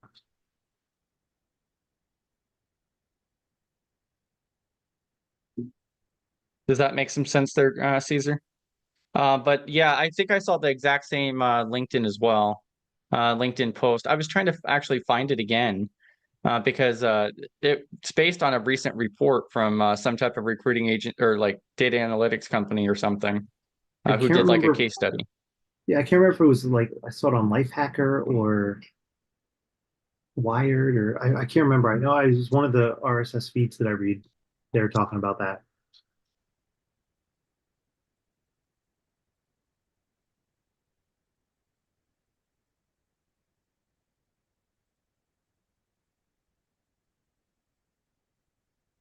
Let's see.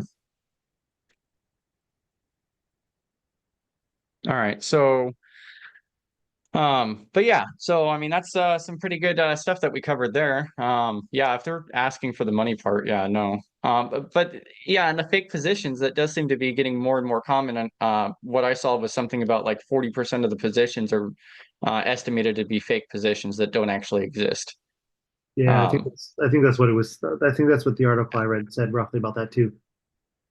Yeah, and I mean, especially if you talk to people who are who are actively on the job hunt and having the issues where they're applying to hundreds of positions, it kind of adds up, to be honest with you. But I think it really depends on the region and also what type of companies you're going for too. It does surprise me that they would spend that much time and money to do that, though. Well, Um, but if you think about it, Chris, right? Is it really going to be that much time? Because as we all know, jump on a chat GPT and just go, hey, please write me a job summary for boom, boom, boom. Here's the role. Bam, does it, paste it, boom, done. True.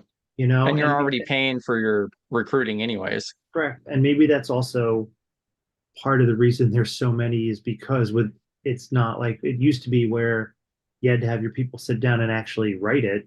AI just blasts it out for, in like a few minutes for you and you're done. Yeah, and that's also another thing that I was talking with other people about too, and that I've heard other people mention is that replacement. They're trying to also find or line up replacements to have people kind of like on a wait list. Yeah. Yeah. So it's kind of hard to say from the outside, but I mean, it makes sense. I mean, it does make sense. So I just can't it's wait kind of until the concerning. job market does what it always does and flips back the other way. Yeah, back and forth, back and forth. It always does, Um, because then all these companies are going to be like, why can't we where's everybody going? Like, really? You don't know? Okay. yeah. Yeah, and then also you got quiet there too, Caesar. I mean you're all good and everything else. Like Yeah. yeah, absolutely nothing wrong with it at all. Um And don't feel bad if you apply to stuff because there was stuff I applied to, like even like simple data entry jobs. I'm like, all right, what the heck? I'll apply this. And seriously, like I hit submit on it, and then my phone's like ding, and I'm like, yeah, fake job. Because like you yeah, get I mean right it away that says, oh yeah, we're really interested. Click this link to schedule a WhatsApp call or whatever. And I'm like, yeah, no, that's not how it yeah. works. And I know that's not how it works. Like, Yeah, and that's the two different scenarios that I've seen is that either they make it too obvious that it's just not legitimate, or you submit your application and then you find out, oh, they want to talk over WhatsApp, and then something's wrong. That's usually the two different ways that could work out really badly. But yeah, I think that's another portion of like the job market because too many people seem to cite like how many jobs are posted, which I don't think is really relevant, to be honest. yeah. Um, yeah, it doesn't matter how many jobs are posted. It depends on, what the actual demand is, because a lot of those aren't getting filled in the first place, even though they're getting hundreds of applicants or they're getting reposted a few weeks later. So, Well, and I don't think it was from here. Maybe it was Jason Blanchard. Maybe he said in one of his things, or someone somewhere said it that like on LinkedIn, you can't always go by like say 15,000 people applied to it.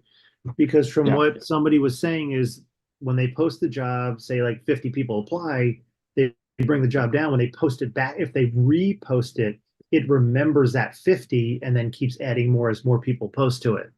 So it could be like 200 people applied could be from the first 2 times they posted it as well. Yeah. I don't know how Yeah, accurate and that's that a is. good point too.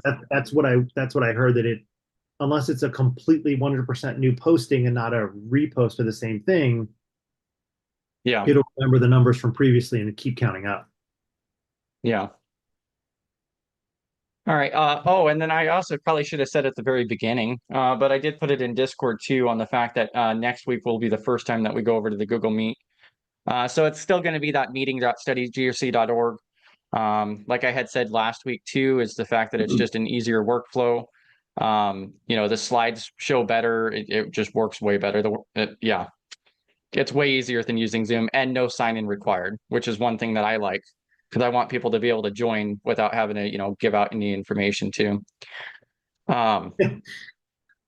a little Yeah, late. I'm not one for data collection. So, and that's And what then Space that's Talk. Google Meet, you said? Yeah, so it's going to be through Google Meet. So we got Workspace, and so it works. It's integrated with YouTube, and so that's one of the biggest benefits is we'll be able to. It's easier to integrate with YouTube. So when we stream, the YouTube chat will be integrated with the Google Meet. Oh, nice. So I don't have to have that up. The recording is way better than with Zoom, and it auto goes into the ecosystem. So, and then we also have more control and from the regulatory side of it as well. Oh, So Caesar just said he's back. I guess he had stepped away, but we didn't know. Yeah, I'm back. Yeah, I got oh yeah, we just went over like a 15-minute conversation talking to you. I was No. curious why you weren't responding. Oh well, that's not a big deal. He can watch the recording. Yeah, Yeah. I'm sorry. Technical fine, man. difficulties. No, it's totally fine. It's not a big deal. That's probably Yeah, you're part of good. what's recorded. Let's see.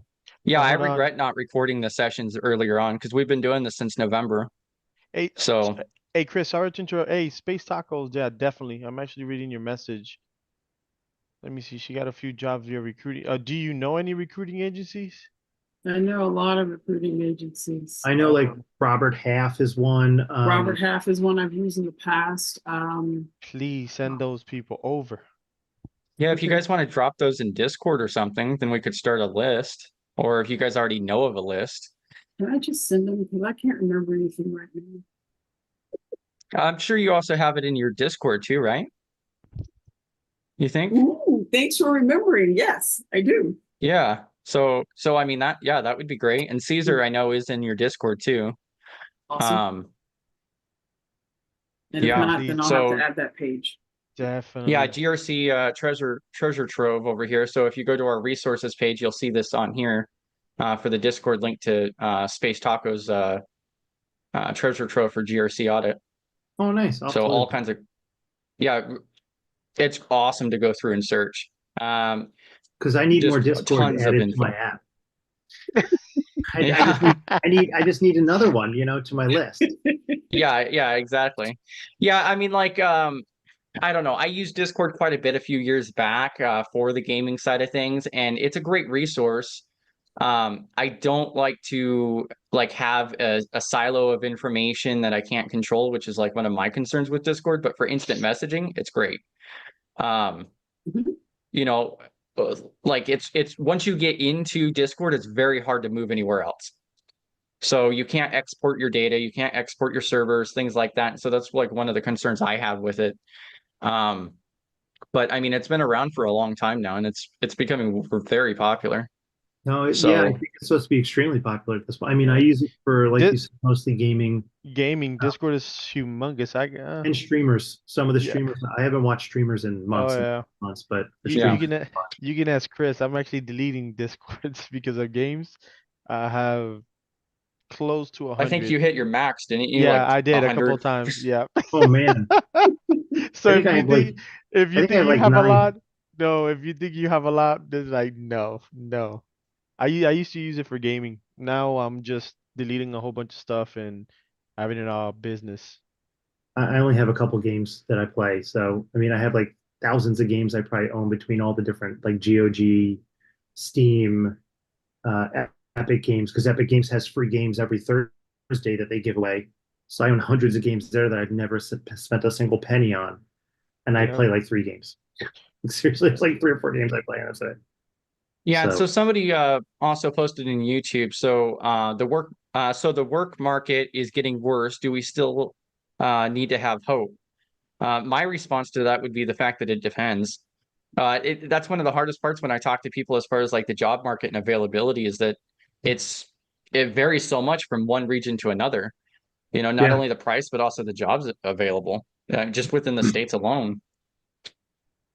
So, if anybody I'm else gonna wanted to put any input into that I'm side of gonna it. I'm gonna put this right here. It actually came in to my email. It's actually a supply chain job. So, oh, but that's a support center. Okay. Chris, are you gonna open that on stream? Yeah. Oh, cool. Okay. It's through DHL. Oh yeah, DHL. Yep. DHL supply chain intern candidates only. Are you a 3rd or 4th year university college student enrolled in a 4-year degree program? No, not yet. If they hire me, yeah. Well, but that's what it says. 3rd year. See, well, and that's what's got that that's what gets me on some of this stuff too, because they consider it an intern. So this is something I didn't realize until PBO had mentioned it is the internships. The way that I always looked at internships was that they were unpaid, but I was surprised to find that a lot of them are actually paid positions, but they do mostly require university, college student. So I can tell you it depends. Like, I mean, you guys can look at my LinkedIn. So my undergraduate was hospitality management with the food concentration. And when I was doing for like the internships and stuff that we had, it was required to be paid for. You were not allowed to take one if it wasn't paid. So I mean, in reality, it probably just depends on what field you're in. But I would assume in this day and age, there's probably very few that are not paid anymore because that's not really fair, especially considering how hard a lot of times they make interns work.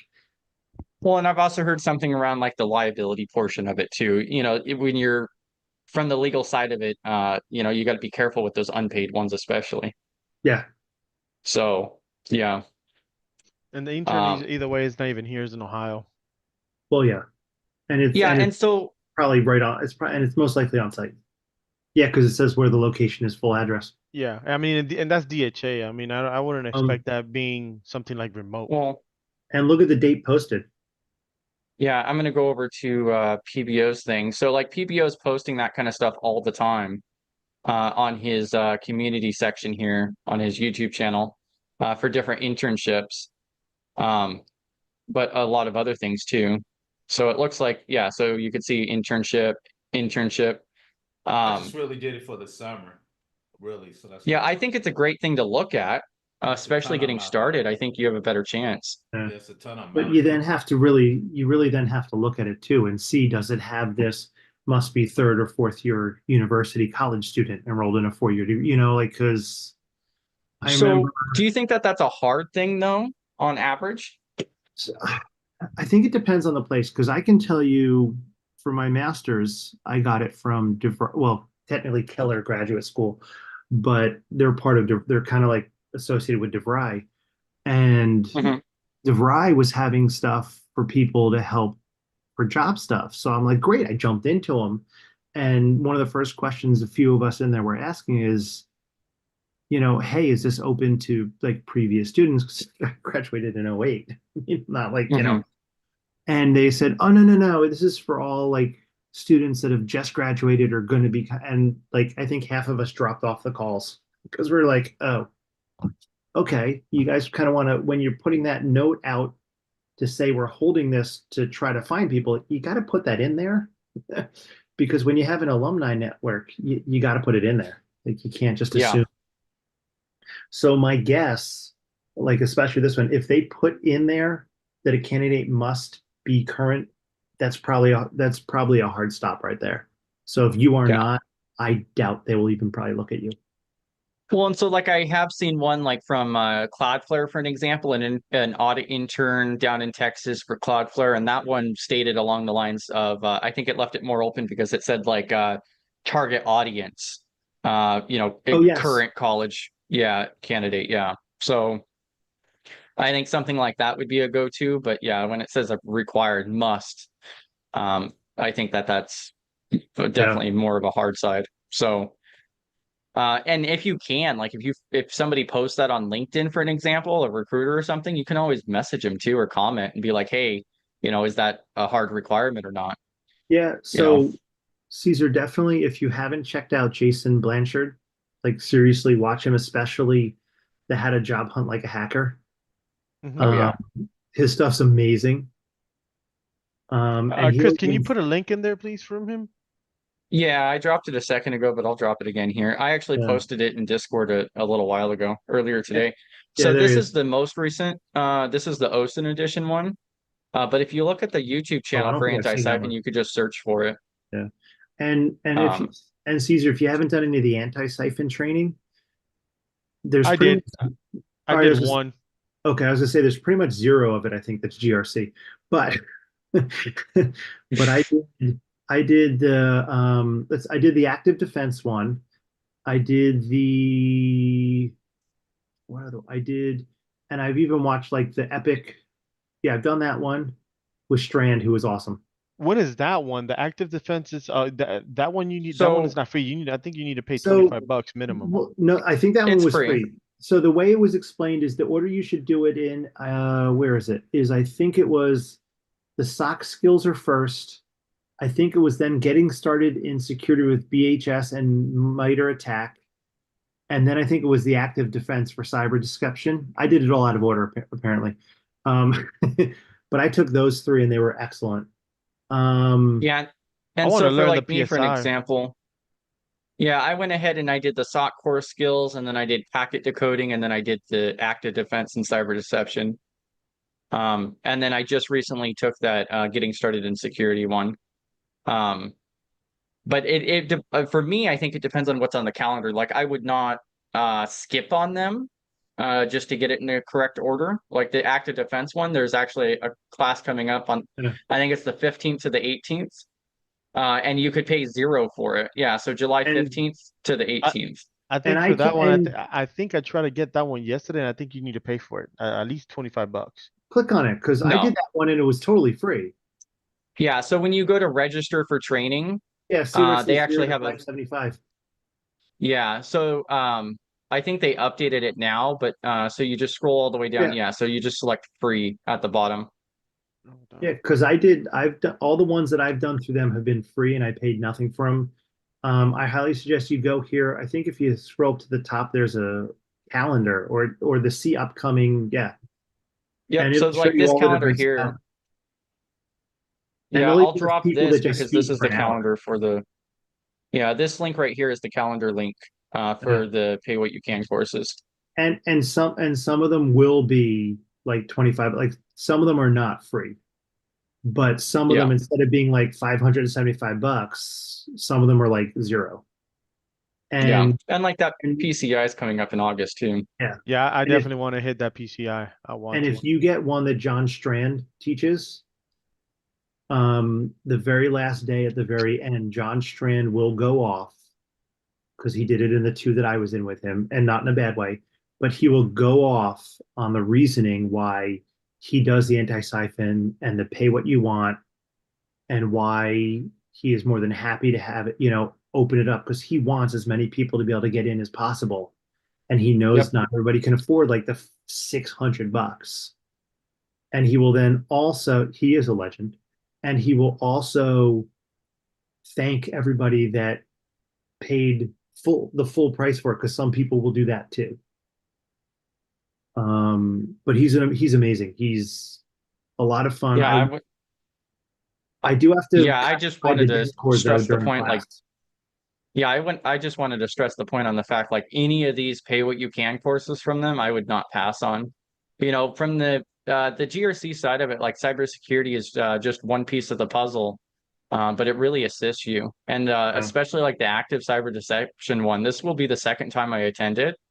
I mean, this gives you a completely different mindset when you look at risk and look at the information systems. Gives you a different way to think about it.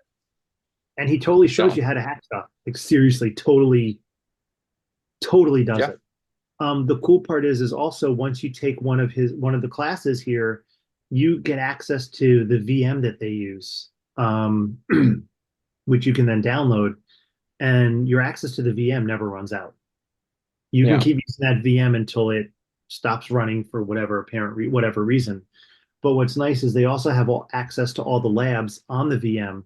So you can double click the link to open it up. And even if the labs aren't for this active cyber defense, if it's for one of the couple other ones, you can still click it open and the same VM runs for all of them. And you can then actually go through it without the course part. I think you can also find most of the course recordings actually on YouTube for them too.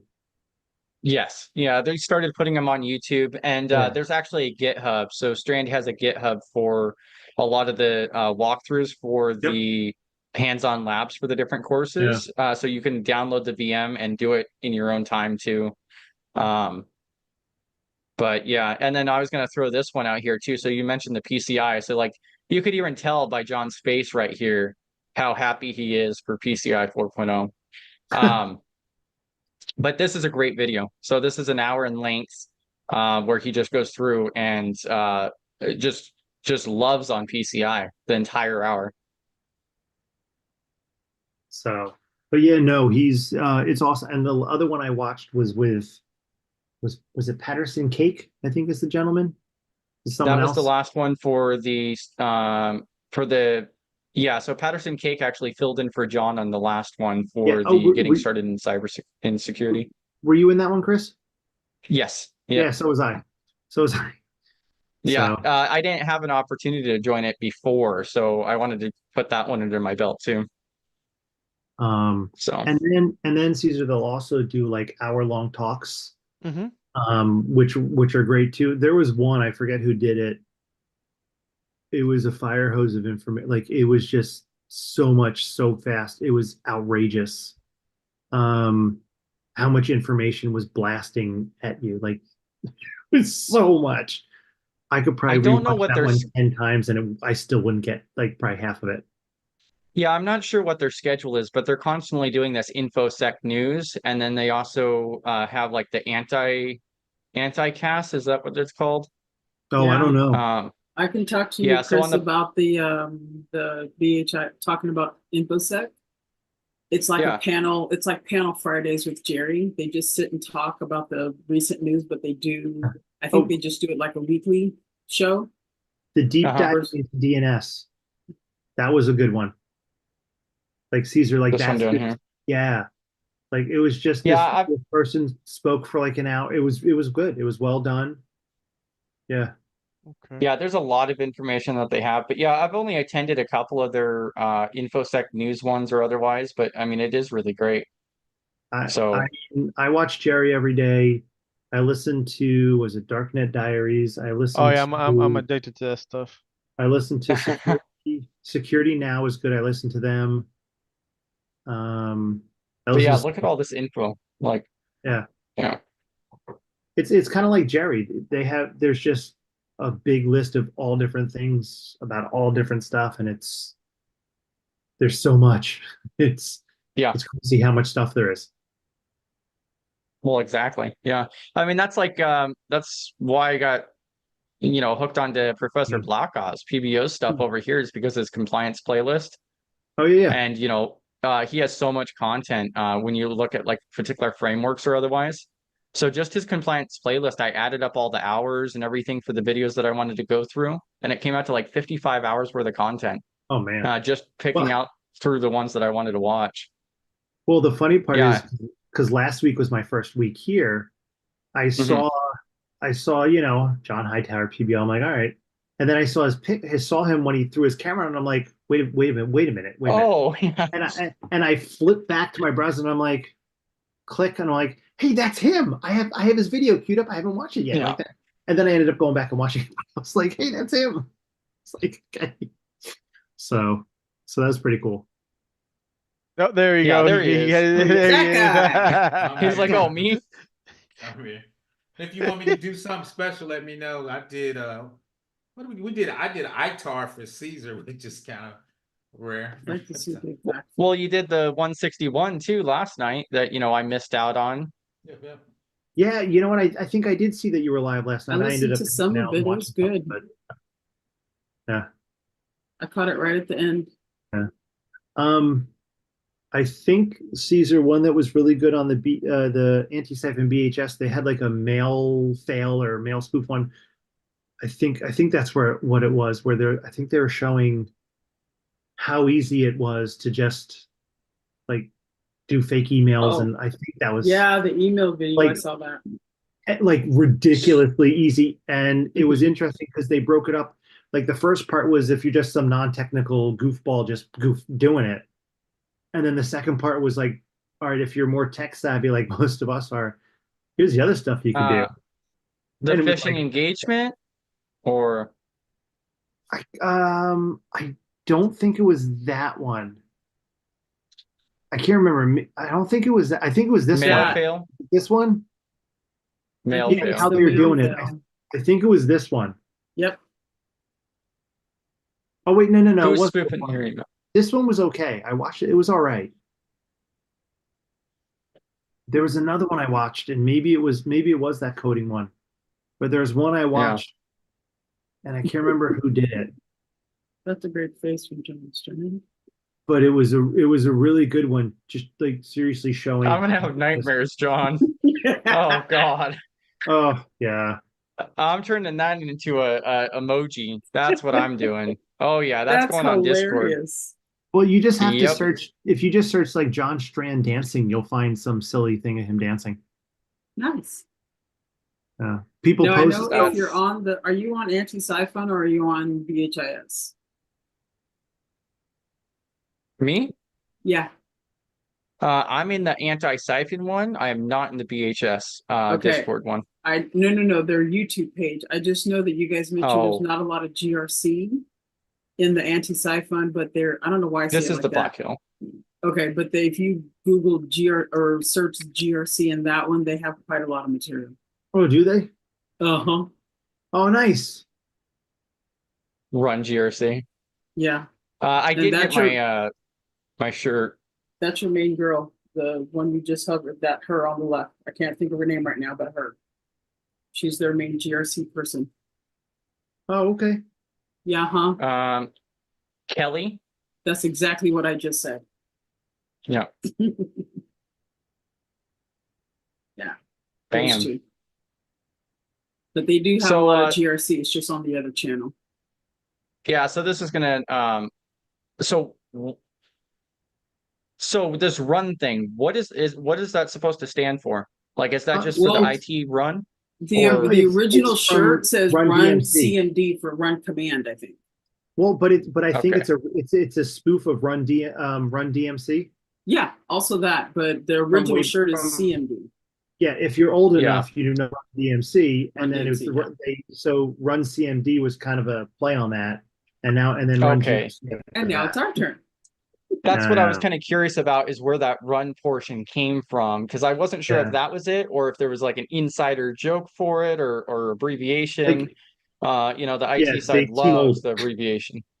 Yeah, so So- if you pull up a quick search and just do Run DMC, you'll probably find that image because they had shirts that said that. Yeah.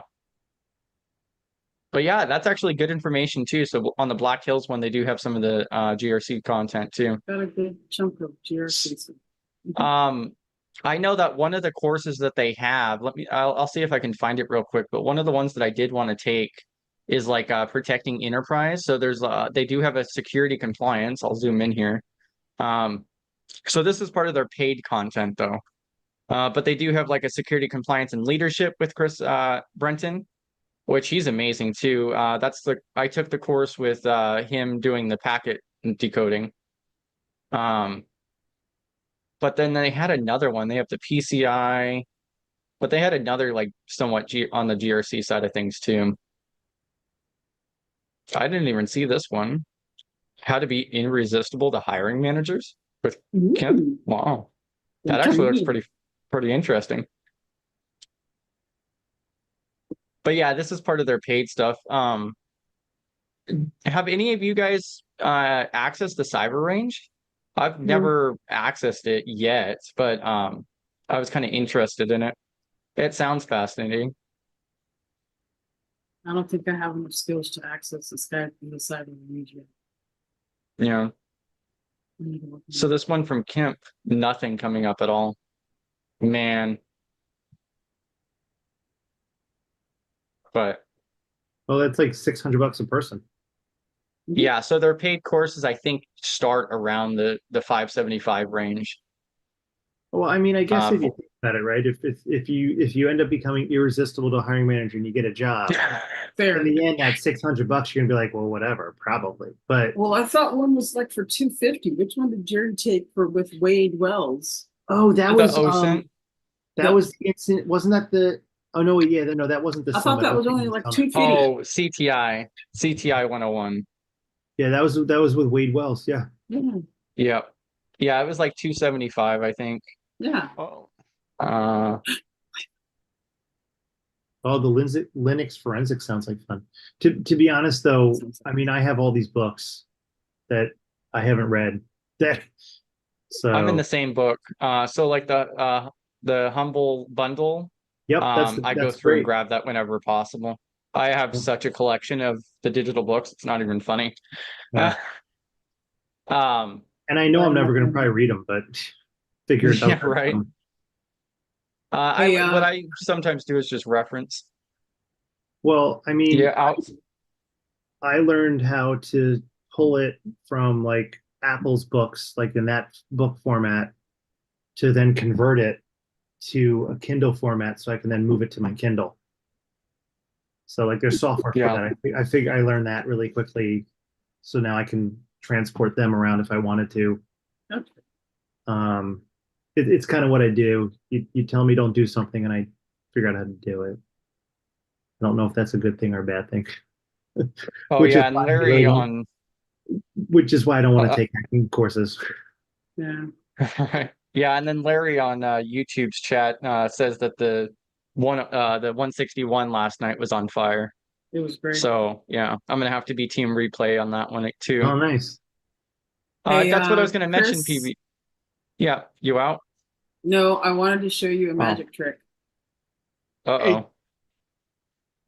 Well, that way you can go to LinkedIn and pull up jobs that have only been posted in the last hour, so you're like first in line. oh. Why, Chris? nice. Everybody.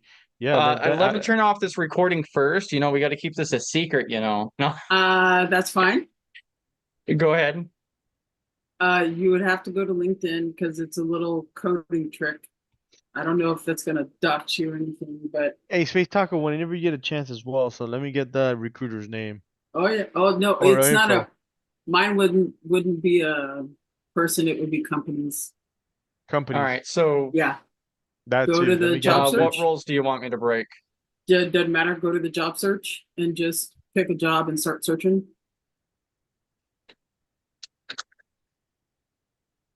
Oh, All right.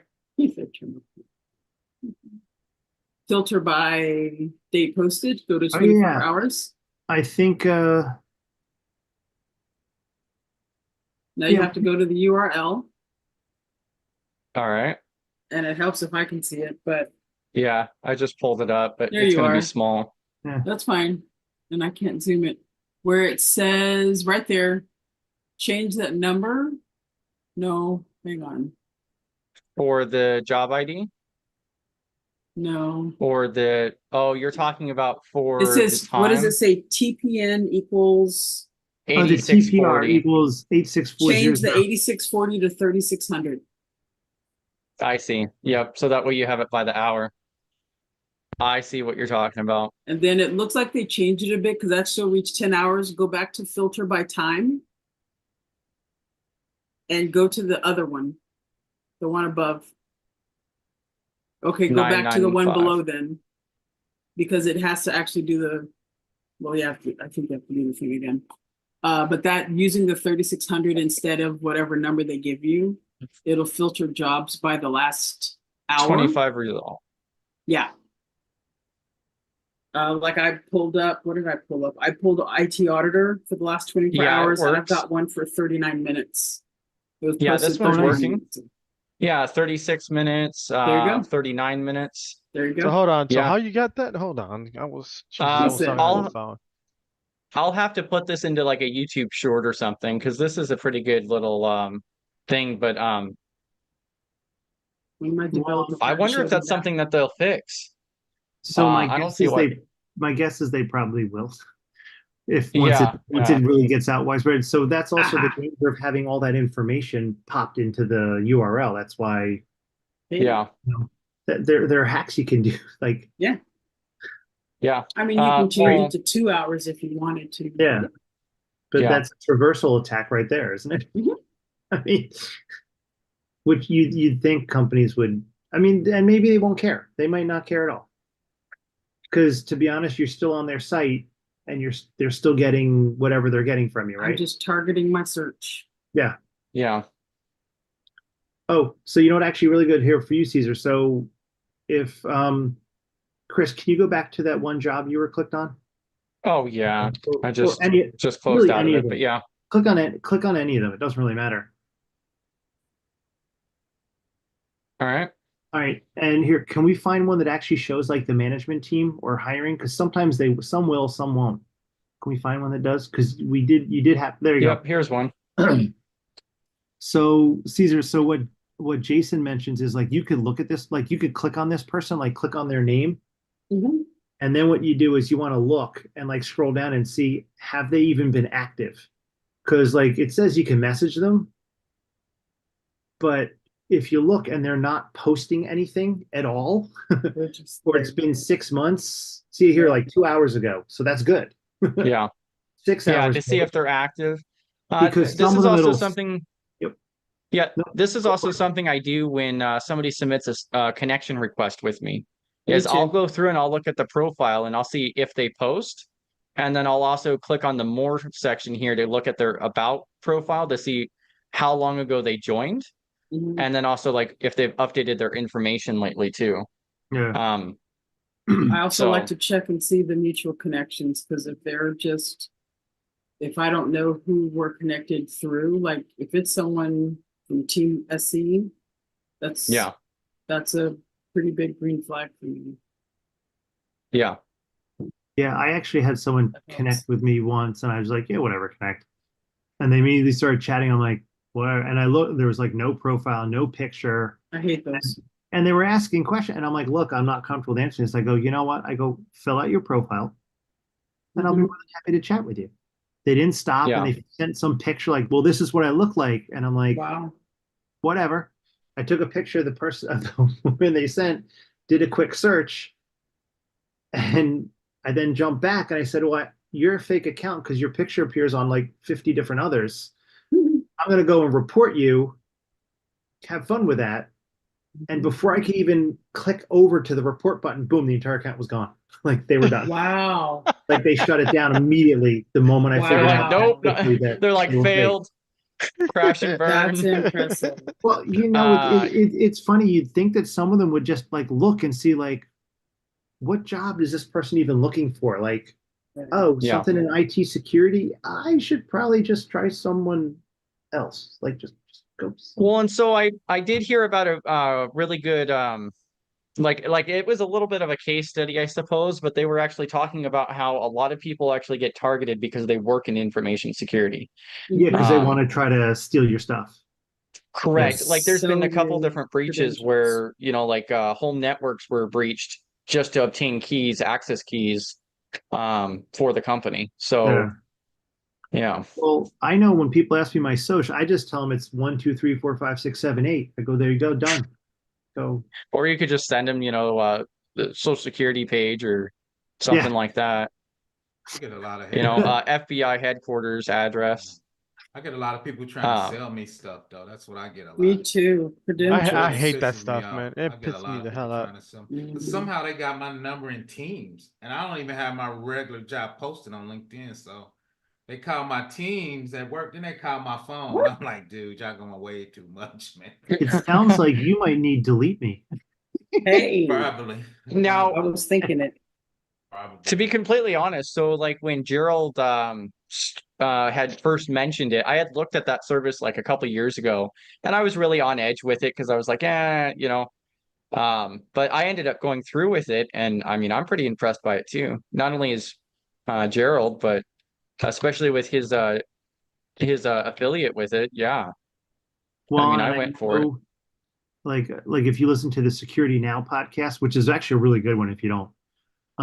Yeah. It's like 2 hours long. They get really into some topics and stuff. But they Delete Me sponsors them too. Hmm. As Yeah, well. and so like I think the big thing to note about it is like yes, it's beneficial, but I think it really all comes down to minimization.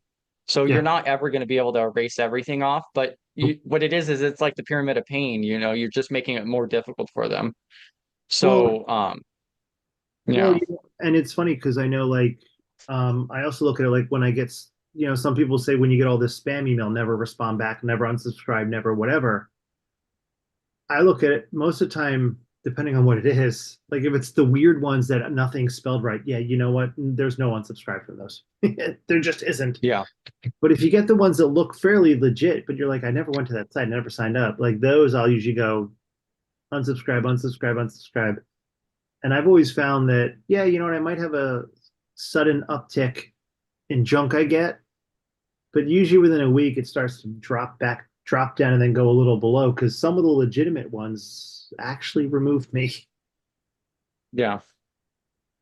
So Yeah, I mean once in a while I'll get like the text message, stuff or um some of the phishing stuff. So what I found interesting is that like my iCloud account.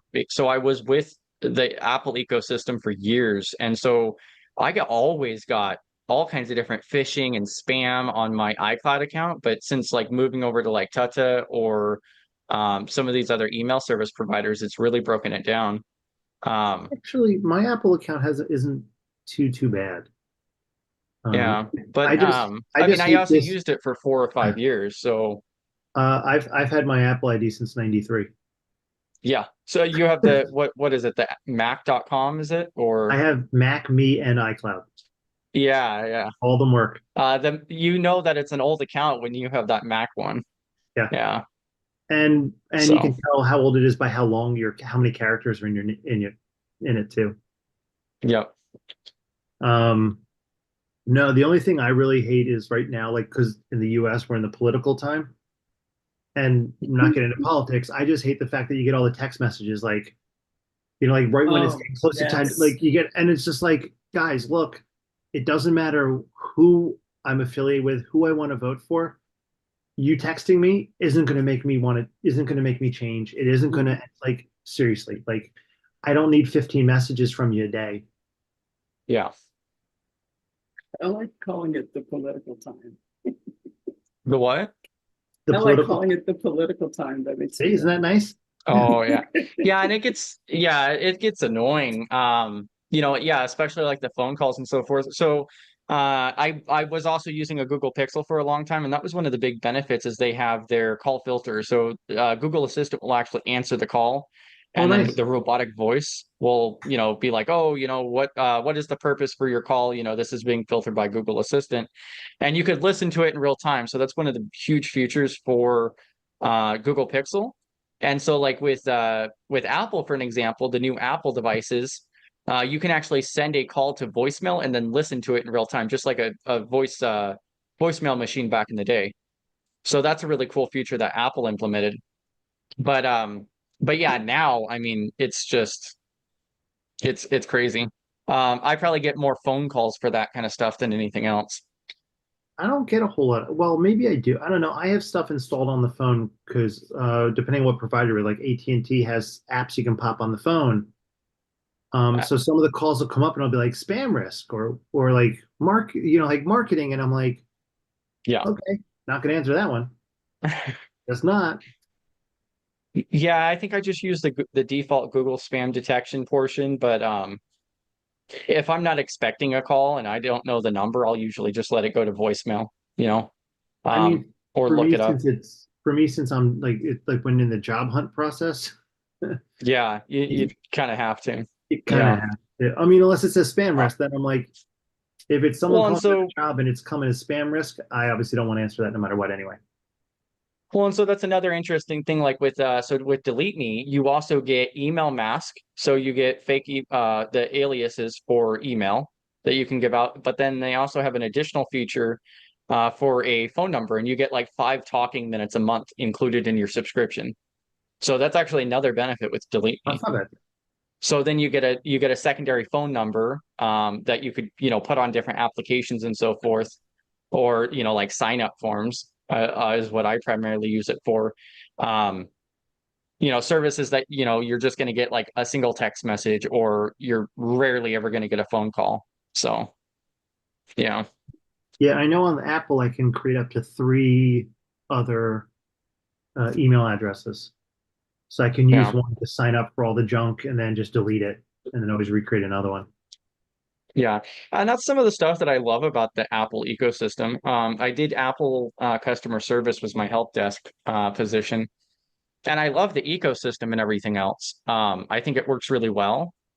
Um, but yeah, I ended up moving away from it. So yeah, I used it for quite a while. Um, it's not as customizable. I mean, that's really the reason why I moved away from it is it's pretty limited. So, you can customize some of it, um, but you don't have nearly as much control as you do on Android. Yeah, So I used to do all that. I mean, I used to jailbreak the phones and all that way back, way, way back when. But well, I haven't done that stuff in a yeah, while. yeah, and like I did some jailbreaking before, but that's not even like my concern. Like their marketplace, there was a bunch of stuff in the news in regards to both the Google and the Apple app store itself. Um, and so, like with Apple in particular, you have to go through their app store. Yeah, So, that's if they choose not to have something on there, then it's not on there. Um, and then you also have different concerns in the iCloud itself because, like they still, I think just now, so the latest updates, they've now implemented or they are implementing the RCS data for messaging as well. oh yeah, yeah. Um, yeah, but it just doesn't like they have their ecosystem and they want to keep it that way, which I understand it from a business standpoint. And so, you vote with your dollars kind of thing. So, um, yeah, and it really comes down to personal preference. But I think Apple, the last time I checked, had a 54% market share now, which is huge. Because I remember like 10 years ago, and it was like what, 20%, Yeah. maybe? Like, Yeah, well, and yeah, I remember when it was like 1% when I used to use them way back. I've been using Apple devices on and off since '84. So yeah. I had one of So the first Macs. So and that was like when you like it didn't matter because like, oh, you use a Mac? Sorry. Like because the market share was like 0.001%, yeah, yeah. Well, and that's what I find so fascinating. And I like the fact that the market share went up because you do still have more options is the other Yeah. part, because for the longest time, all you had no other option is so it's just like during the daily stream today with Gerald, they had briefly talked about Android devices and how, if you're gonna go on Android, you got to be careful with purchasing the cheap ones. The $25 Android from the dollar store is probably not the best option. Because you don't Unless know it's what. your burner phone, right? I mean, Yeah, yeah, yeah, exactly. As long as you're okay with, the CCP, tapping into it. So, um, whereas you don't really have as much of a concern with the Apple devices. yeah. So, because it's way more under lock and key. And that's one of the big advantages with the Apple ecosystem that I find interesting. So, and yeah, I mean, they have a whole bunch of stuff in there. Yeah, Let's see. I just wish things would change across the board with hardware stuff. Like, I think we need our replaceable batteries back.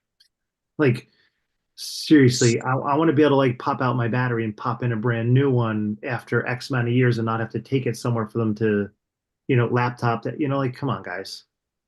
Yeah, so like there was actually a law that was passed or a regulation over in the EU regarding the fact that I think it's by 2030 mobile devices are going to be required to have user changeable batteries again.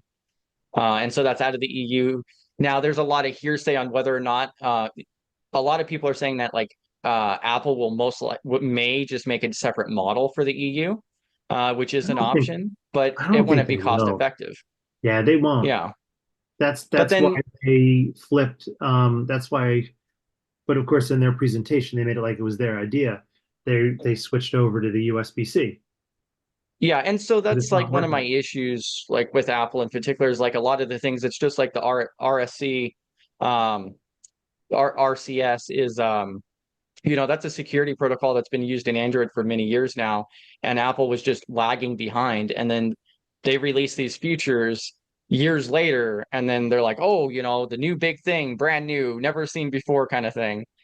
And Well, it's kind of interesting to see that some of their keynotes. I well, don't feel that they've been as innovative as they have in the past over the last no, couple of years. definitely not. Yeah, Well, and I think some of it is they're following Steve Jobs' old way of presenting, like the new big thing, and anybody that yeah. knows like even half a bit of knowledge for some of the IT stuff is just like, yawn, you guys are 3 years behind. Let's actually do something innovative for once, please. Like when they announced like the VR headset, it's like, sounds amazing, guys, until you told people what the price was. Like, Well, and then also, the other VR headsets like the Meta 2's been out for 3 years prior, yeah, and that you too. know, yeah, and like I actually have the Meta 2, and I mean it was neat for the first few weeks, but I mean, boy, does that need to lose some weight. Yeah, So I've heard the same thing about the Apple part, but like if Apple did start innovating more like they used to, that's what would bring me back. But yeah, I think it's kind of gotten a little bit more stale. And I think Steve Jobs had a big factor in that though. oh yeah. So that Well, definitely changed the ecosystem. and I know I was saying, I can't remember, it was one of my kids or maybe both of them. Not that they listen to me almost ever. Uh, but I was saying, like, to me, if someone's like the new next amazing innovation in a phone, I'm like, the only time I consider the next new innovation is if I hold my phone up like this and it projects like floating in my face. Like, that's an innovation in So my phone. Other than that, like, yeah, so we like aren't one of doing the anything. things that I don't understand is like it is on some Android devices. I don't believe Apple has it yet, but with the processors and memory that we have in our mobile devices, there's nothing that prevents us from docking it and using it as a basic home computer. Oh, some, There's yeah, nothing. something. Yeah, and so I ended up actually getting the Samsung Ultra, the newer one, because I moved away from the Pixel because of those features. So it actually has what they call, I think it's WebDX is what they're calling it. And so you plug it in with just micro HDMI, and it turns into an Android, almost like a Chromebook, which is just convenient. And like that's what I can see happening in the future, just out of convenience, because most people don't need large sums of No. processing, and especially with cloud now, Oh yeah. I've even seen like cloud gaming becoming more popular even too. So yeah. Well, and to be honest, we own nothing anyway. So like even all these digital things that none of us, you don't own it because Yeah. companies can just be like, well, we lost the licensing for it, so it's gone immediately anyway. So you don't really own anything. Yeah. Um, but yeah, no, I mean, well, and Apple, I think missed that one, right? Because remember the iPads they had, and this was years ago. The iPads came out, and there were the keyboards for it, and they were and they were like, this is amazing, and everyone's like, great, can we hook a mouse up to it? And they're like, oh, well, no, why? And everyone's like, well, because what idiot wouldn't think of making this into a computer? And Yeah. Apple was like, oh, we didn't think of that. Really? Because all your customers are asking you for it. Like, and Yep. you say, and it took you how many years to get around to doing it? Like, guys, like, seriously. Yeah. Well, exactly. And I think that's going to be an interesting landscape too, because you could see it with some of the Android devices now are providing that option. I'm not sure if Apple has that option at all yet. Um, but like most of the people that I know, they just have basic home computers just for browsing the internet. If Yeah.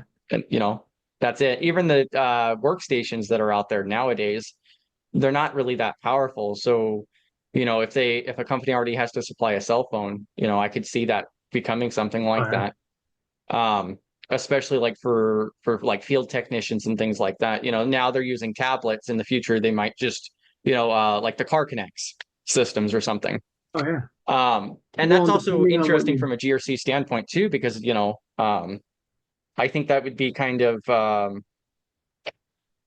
I'm trying to think of the term for it, but rather than having multiple different devices, you're narrowing it down. Your asset is way less. Your amount well, of assets. yeah, it lowers the amount of assets. It also basically shrinks down the, I'm trying to remember what the term is. Your The back, attack vector. Your attack vector is yeah. shrunk down a lot because now you have one device instead of like 5. Mhm. And I remember for a while it used to be too, no matter what you were going to do, like instead of sitting at a computer, it would just be, oh yeah, just grab a tablet. You'd sit down and surf on a tablet or whatever on a tablet, and it was great. And it Mhm. was simple, it was easy. Um, but yeah, I don't know. I mean, I'm waiting for someone to do a big change, but I don't know if I don't really see anything happening because these companies are making money Well, like crazy. And, I think a lot of them don't want to take that crazy risk.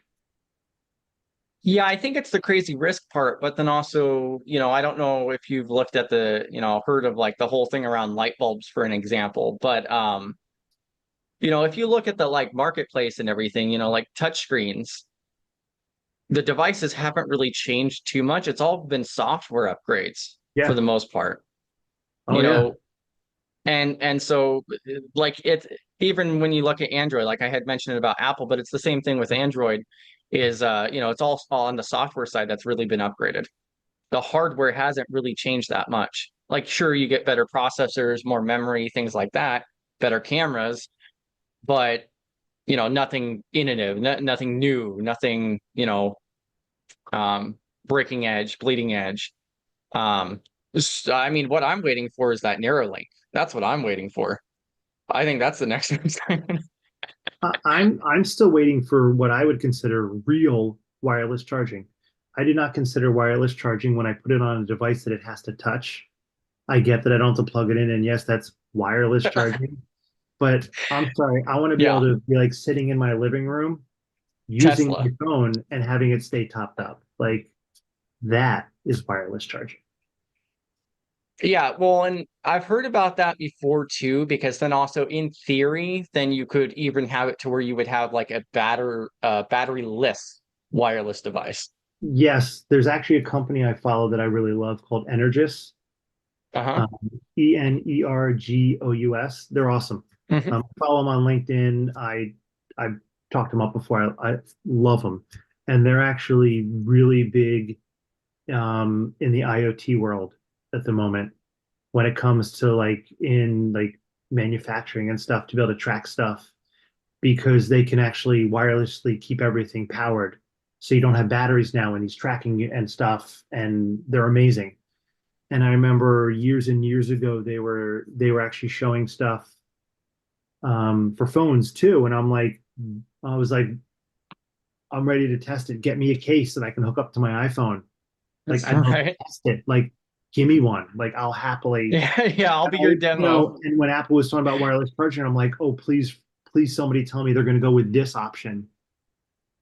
Because yeah, it's nice I don't have to plug in my phone, but I'm still like, no, like no, not really.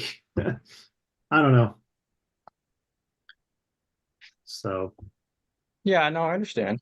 Yeah, I'll but have to yeah. take a look at that one, but yeah, I And mean, if you I think that could Energis is definitely change things. also they're also known on the stock market as Watt, WATT, if you ever want to look them up. Yeah, I'll have to take a look at that part. Yeah. But yeah, I think we're coming up to what, almost 3 hours now. Yeah, we should go because I have to go to bed. It's like 10:30. Yeah, it's getting pretty late now. But yeah, so just remember next week we're going to start using meeting.studygrc.org. So that's going to link to the meetings. And then of course on YouTube. Now that also provides us the option to schedule them on YouTube, which is better for everybody.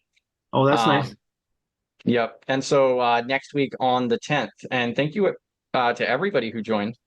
We had some really good discussions this evening. Some of which didn't exist. That's right. Some of them never Just happened. that blackout part. Don't Some mind of that. them I'm not even going to never delete it. I'm happened. just going to black it all out. Nice. What will happen is you'll just hear beep the whole time while it's Exactly. That's great. All right. I I'll like see you